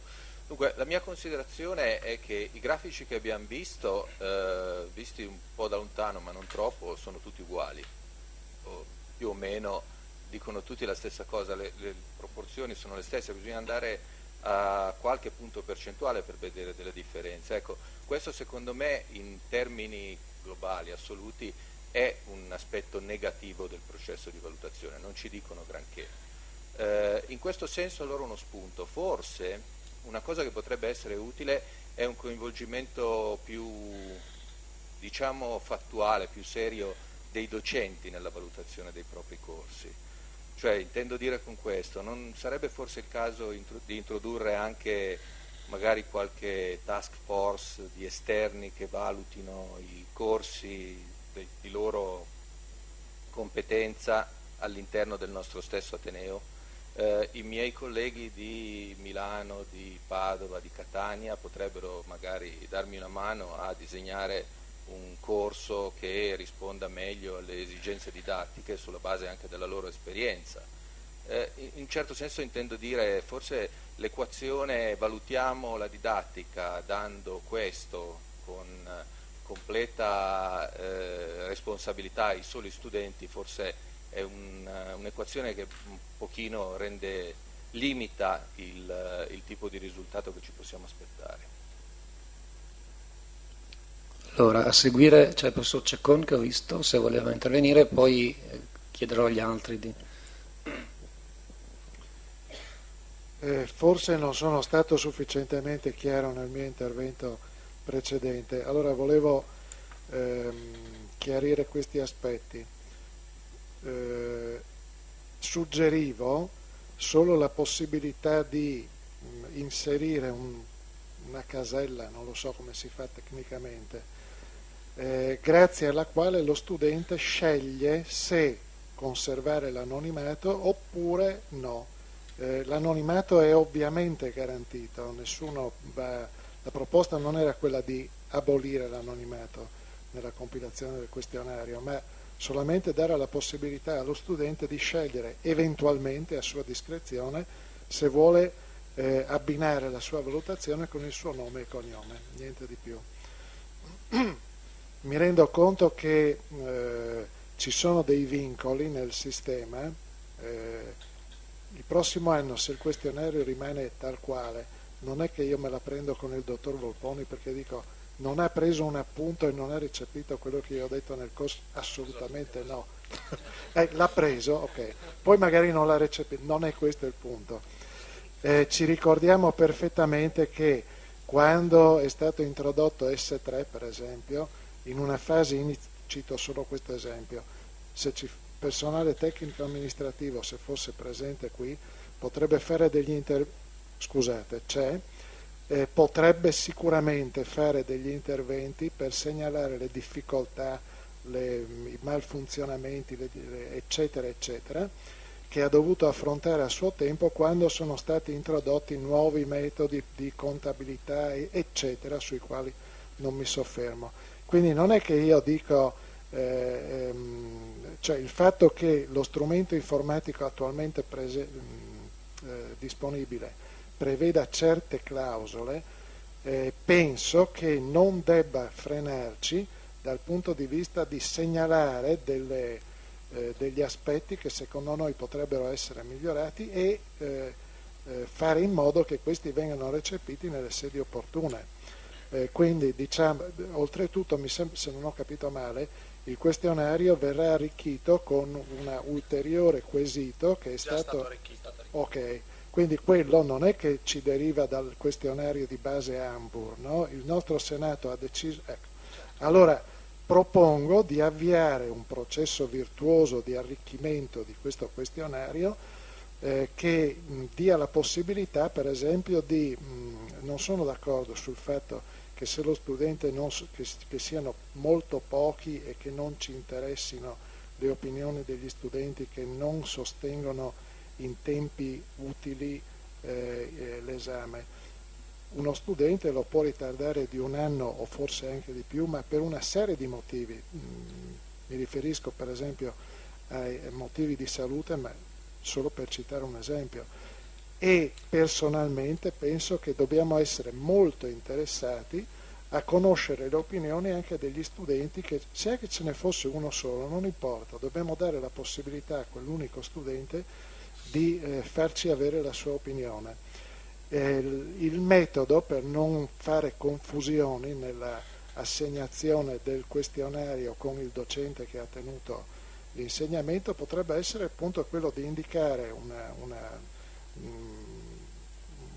una opportuna voce in che anno avevi inserito l'insegnamento nel piano di studio, in che anno hai seguito l'insegnamento, non lo so, e in che sessione invece lo stai sostenendo, qualcosa di questo tipo, in modo da poterlo abbinare sicuramente all'insegnante che ha tenuto quel corso per il quale c'è in questo momento la valutazione.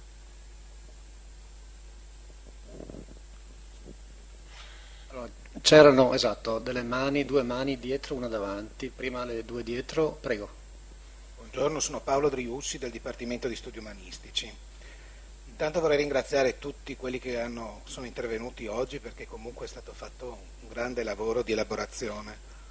Io ho però un po' di questioni aperte, due che a mio parere non c'entrano immediatamente, sono legate, come è stato detto prima dalla collega Cauci anche, ad altre cose, ma non c'entrano direttamente con la valutazione della didattica. La prima, detta dal professor Montanari e poi ribadita dalla professoressa Fusco, è stata che la valutazione della didattica sarebbe legata alla qualità scientifica dei docenti.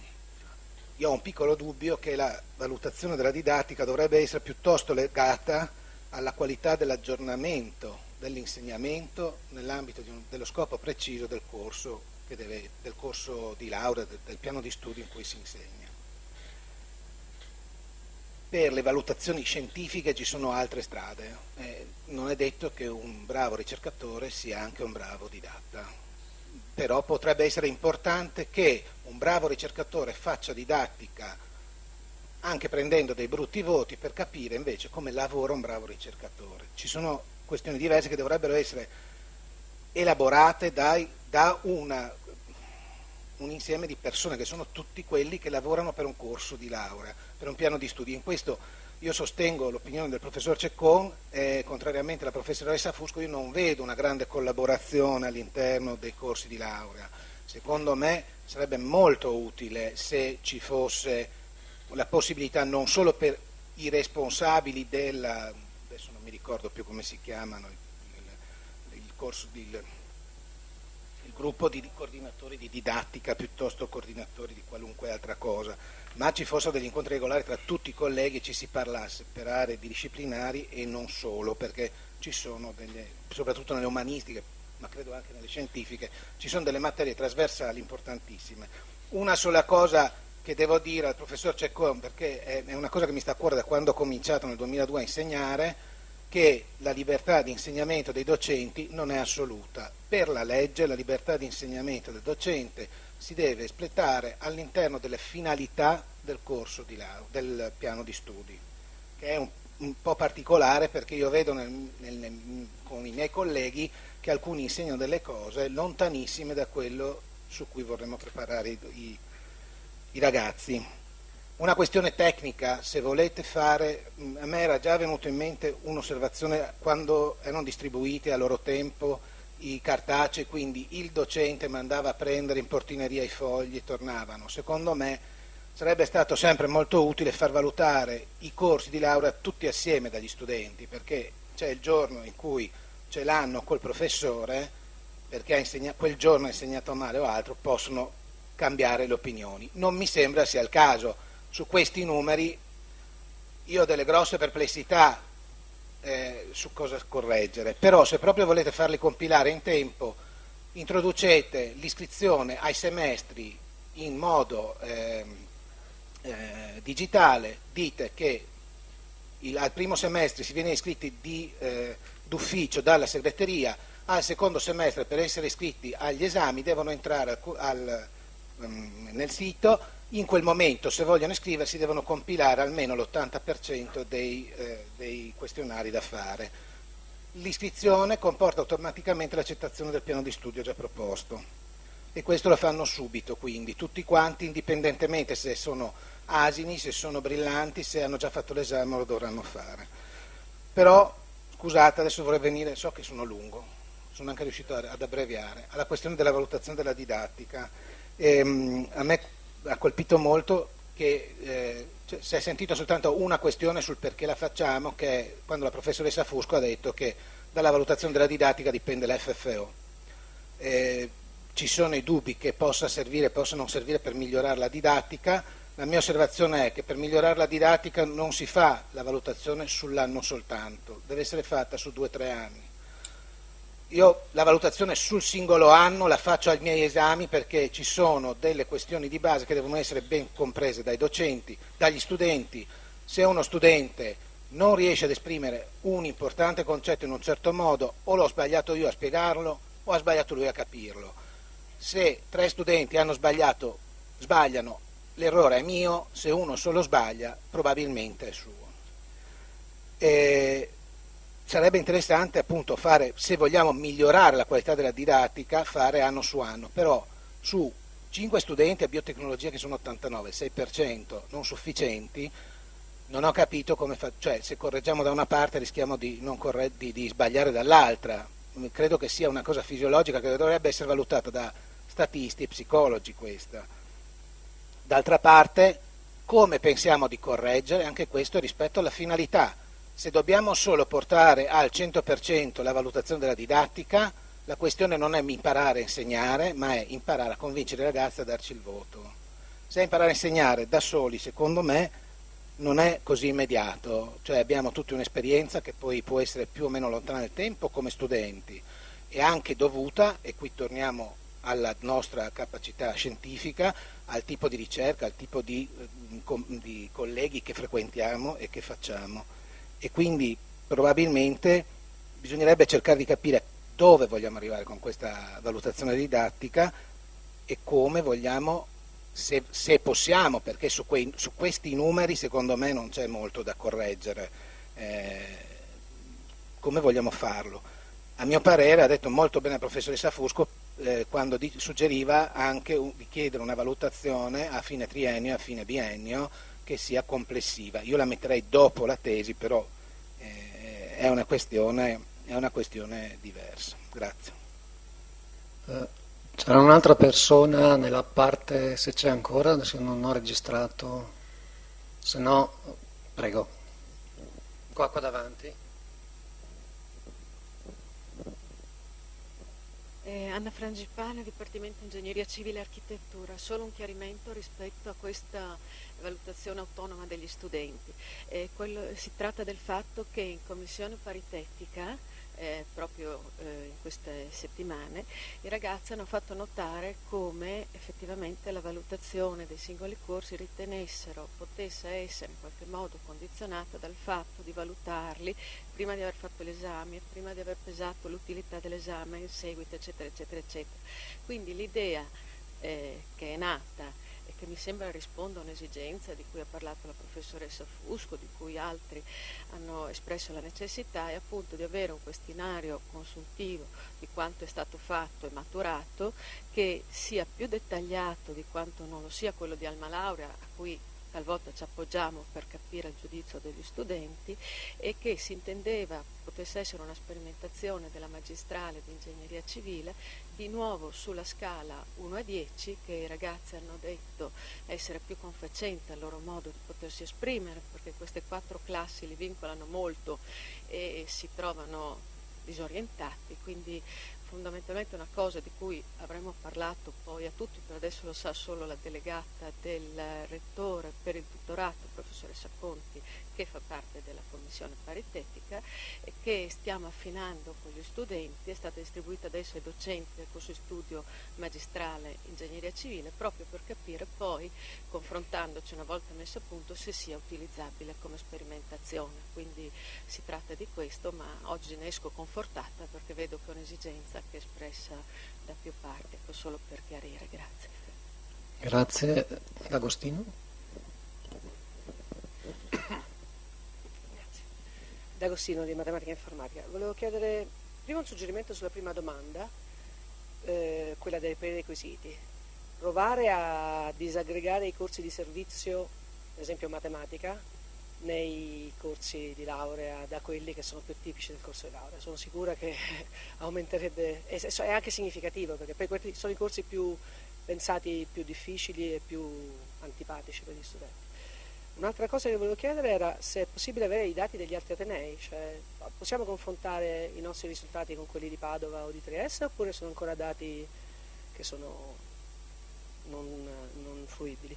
Un'altra cosa ancora era queste informazioni, per esempio il fatto del 21 febbraio come termine, da qualche parte si trovano, forse è ignoranza mia, però i docenti, se non sanno che, io per esempio non sapevo che ci fosse questo termine, e quindi non è che ho detto ai miei studenti dovete fare questa cosa entro il 21 febbraio. E l'ultima domanda che volevo fare era un po' tecnica, ma mi serve per il mio corso. Questa obbligatorietà avviene all'iscrizione allo scritto o all'orale? Perché ad esempio nei corsi di matematica lo scritto abbiamo tantissimi studenti, io all'orale per esempio non li iscrivo io direttamente, perché tanto sono talmente pochi che si iscrivono all'orale che alcuni corsi non hanno proprio l'orale. No? Quindi vorrei sapere se l'obbligatorietà avviene all'iscrizione allo scritto o all'orale, e se per caso avvenisse all'orale forse per alcuni corsi sarebbe meglio farla allo scritto. Chiederei ai relatori a questo punto di rispondere, se no temo che si perdano le idee. Non so, chi vuole cominciare, prego. Comincio dalle ultime perché sono quelle più fresche. Allora, l'obbligatorietà non c'è, cioè c'è quando uno si iscrive alla prova finale. Quindi l'orale, se è previsto l'orale, lo scritto se non è previsto l'orale. Comunque lo studente può sempre compilare anche senza sostenere, quindi questione proprio di informazione. Poi prima di questo, certamente disaggregando, anch'io insegno io insegno fisica al primo anno ingegneria, quindi certamente quando io vado a vedere dove mi piazzo all'interno del corso di laurea triennale, sono sempre sotto alla mediana, diciamo, perché magari vicino, però sotto, perché chiaramente è un corso del primo anno, è molto più difficile per lo studente imparare a valutare, fa fatica a percepire l'utilità e tutte queste cose. Poi per quanto riguarda la pubblicazione dei dati, allora, a parte che ogni ateneo, cioè non tutti gli atenei hanno adottato il sistema ANVUR, ad esempio Padova ha un suo questionario che è abbastanza simile a questo come domande, però ha una scala di valutazione da 1 a 10 e ha 3 domande finali sintetiche, una di sintesi su tutto il corso, una di sintesi sugli aspetti organizzativi e una di sintesi sugli aspetti didattici. La domanda di sintesi globale dà il voto, diciamo, fra virgolette, con tutte diciamo, i limiti che questa parola ha, alla didattica erogata a quel docente e viene inserito pubblicamente a fianco, cioè nel database ufficiale dell'Ateneo.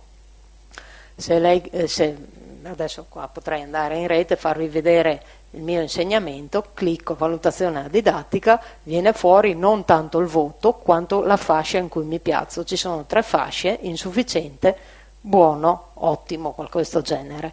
Ecco, e quindi viene fuori la fascia. Il docente però può ancora, penso ancora per un paio d'anni, cioè per l'intenzione di togliere questa possibilità, può chiedere che la sua valutazione non venga pubblicata. È ovvio che quando non viene pubblicata automaticamente perché è negativa, cioè è come lo studente che vuole restare anonimo perché valuta, ha qualcosa di pesante da dire nella valutazione forse.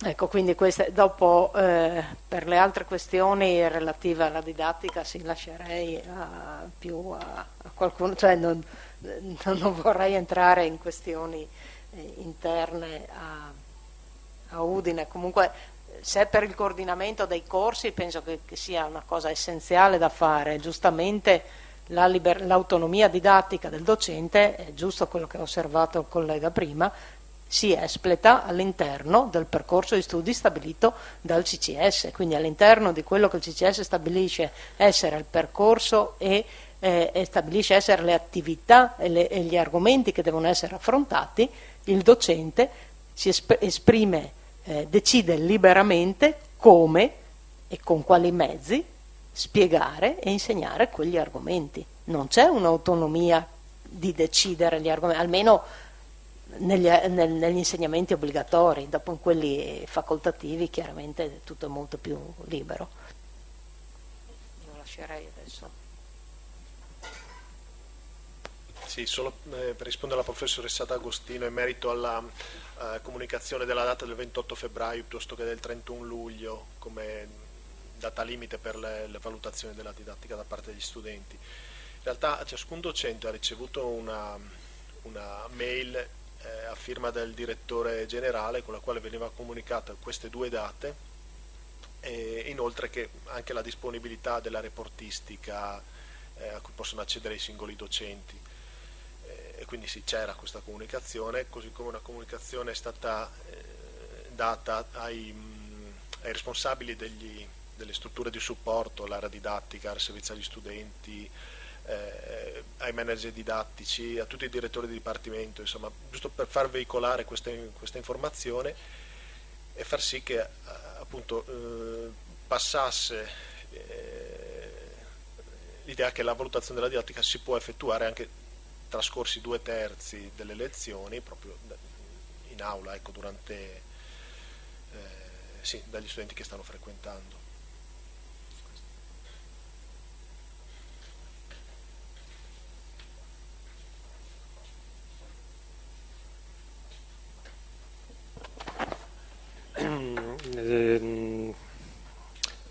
Minima replica, ma in sintonia con quanto diceva il professor Policriti, che effettivamente abbiamo visto e come sottolineavamo anche noi, dei risultati in larga misura fra loro omogenei, in cui è difficile estrarre per il momento un significato.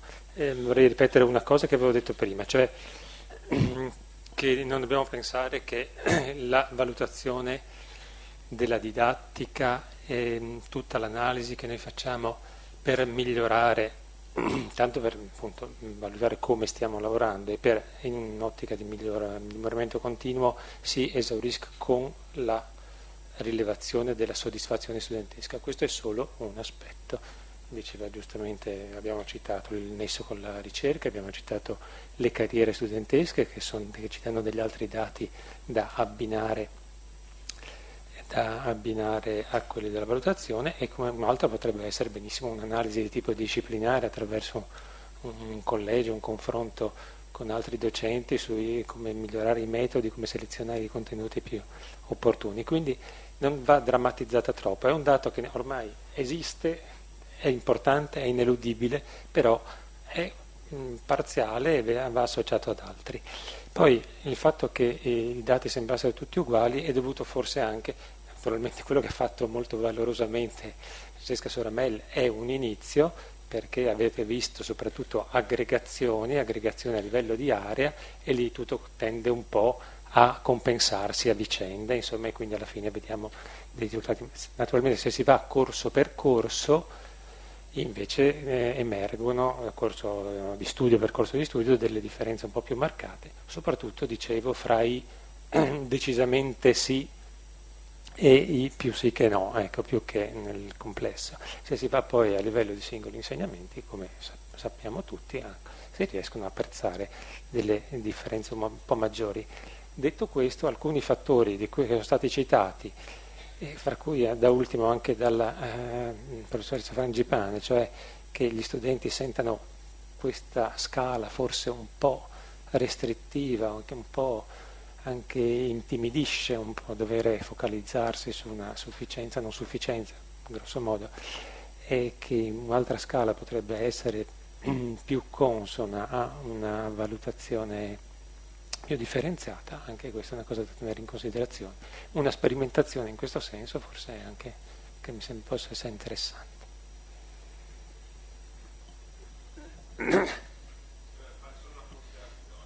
Aspetta che arriva.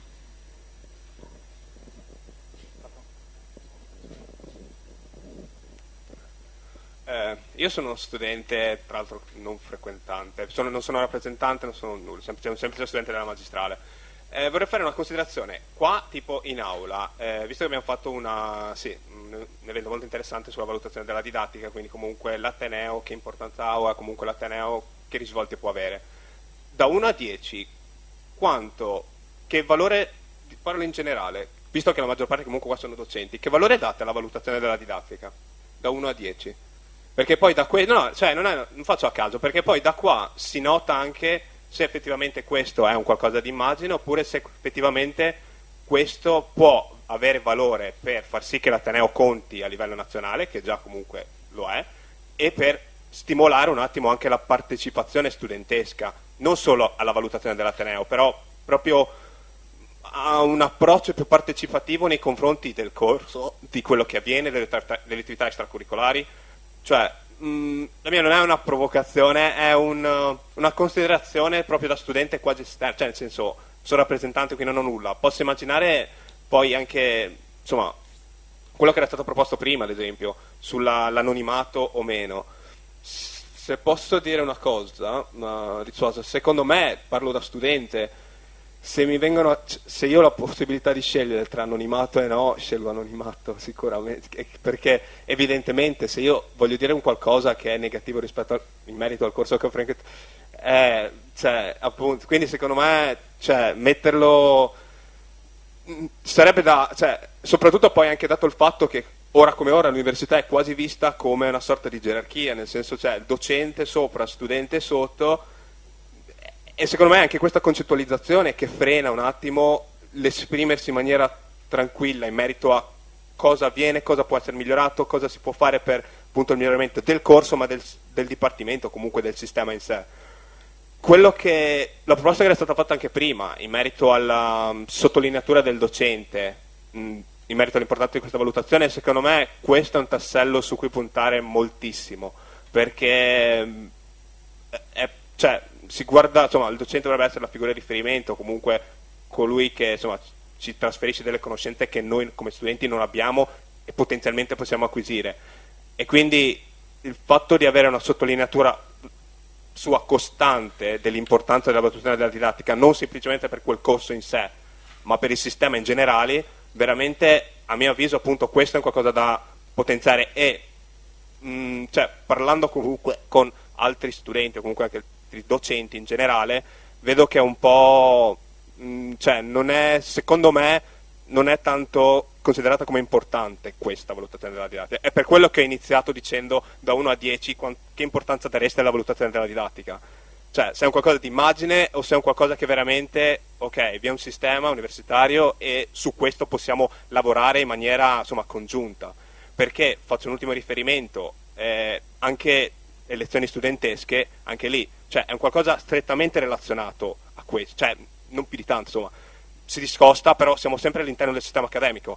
Anche lì, recentemente abbiamo avuto circa l'8%, e questo è veramente anche un sintomo di, non so, c'è qualcosa più comunicazione, non so, più trasparenza, anche il fatto magari la pubblicazione di questi questionari, per quanto mi riguarda, io mi interesso fino a un certo punto di quello che avviene, però magari anche delle cose possono sembrare stupide, però non mettere, non so, verso la fine del corso o comunque non so, sulle bacheche l'importante, non so, 2 frasi, il questionario, sono piccole cose che però secondo me se fatte in maniera costante possono in qualche maniera aumentare un po' la percentuale, anche la presa di considerazione più seria di quello che sta avvenendo, della valutazione o comunque del sistema in sé. Solo una considerazione. Sì, direi l'ultima, così stiamo nei Volevo tempi. rispondere Prego. come docente Prego. alla sua domanda. Innanzitutto personalmente credo tantissimo nella zona della didattica, portai il primo questionario da Bologna negli anni 90, da cui poi è derivato quello che è diventato, diciamo, quello ufficiale cartaceo.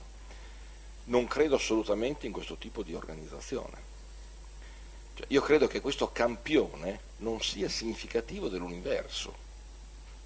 Perché? Perché è estratto in maniera non corretta. Il collega, secondo me, poneva un'attenzione su di una qualche cosa che probabilmente tecnicamente è già più possibile. Perché non obblighiamo gli studenti ad attivare il loro corso e quindi la possibilità di fare l'esame con un click che preveda la valutazione? Tu non puoi fare l'esame da adesso in poi se non lo accendi, e per accenderlo devi fare la valutazione. Perché è chiaramente asimmetrico questo campione, cioè uno che è in aula e che si è in qualche modo interessato a quel corso cerca di farlo subito quell'esame, e quindi chiaramente le valutazioni andranno verso i valori più alti. Cioè il fatto che siano tutti uguali da un punto di vista statistico non sta né in cielo né in terra, cioè, sono numeri, capito, che mi dicono poco, non sono significativi, quindi una valutazione per me non significativa. Quindi non vuol dire che sono contrario, sono assolutamente favorevole, ma non a questa. Va bene, se non ci sono interventi dell'ultimo, io volevo sinteticamente, io sono e noi siamo il nucleo di valutazione, non siamo l'Ateneo, quindi no, a ognuno, certo, se volete giudicarci siamo qui, a ognuno il suo compito. Tiro fuori alcune considerazioni, mi pare, tra le cose emerse. Sono emerse diversi stimoli secondo me. Uno, la valutazione della didattica non può essere fatta solo dagli studenti, per quanto la valutazione degli studenti sia importante, c'è la valutazione dei docenti sul proprio corso, è già in atto. Mi sembra un'idea interessante quella di fare delle valutazioni magari sui programmi del corso, sulla loro adeguatezza, da parte di docenti di altre università. Questo mi sembra uno stimolo. Mi sembra condivisa la richiesta, l'abbiamo detta in diversi, di affiancare la valutazione così come è fatta oggi, eventualmente anche da una valutazione finale conclusiva al termine della carriera. Giustamente è stato ricordato che Alma Laura in qualche misura su base volontaria la fa questa cosa, potrebbe aver senso farla in maniera più approfondita. Un'altra osservazione che è stata fatta è quella che non va valutata soltanto il singolo anno accademico, ma va valutato lo storico, diciamo, l'evoluzione. Questa mi sembra una cosa assolutamente ragionevole. C'è la disponibilità dei dati, modulo certe varianti, il docente che cambia, eccetera, eccetera. Comunque si può fare questo, materialmente si può fare, può essere una buona idea. L'idea iniziale che avevo sollevato e che qualcuno forse ha ripreso era un po' diversa da come è stata poi forse compresa. Io dico che credo nella legge 240, però non sono sicuro, ci fosse questa idea di legare la didattica avanzata, quindi non la didattica tout court, la didattica avanzata alla qualità della ricerca.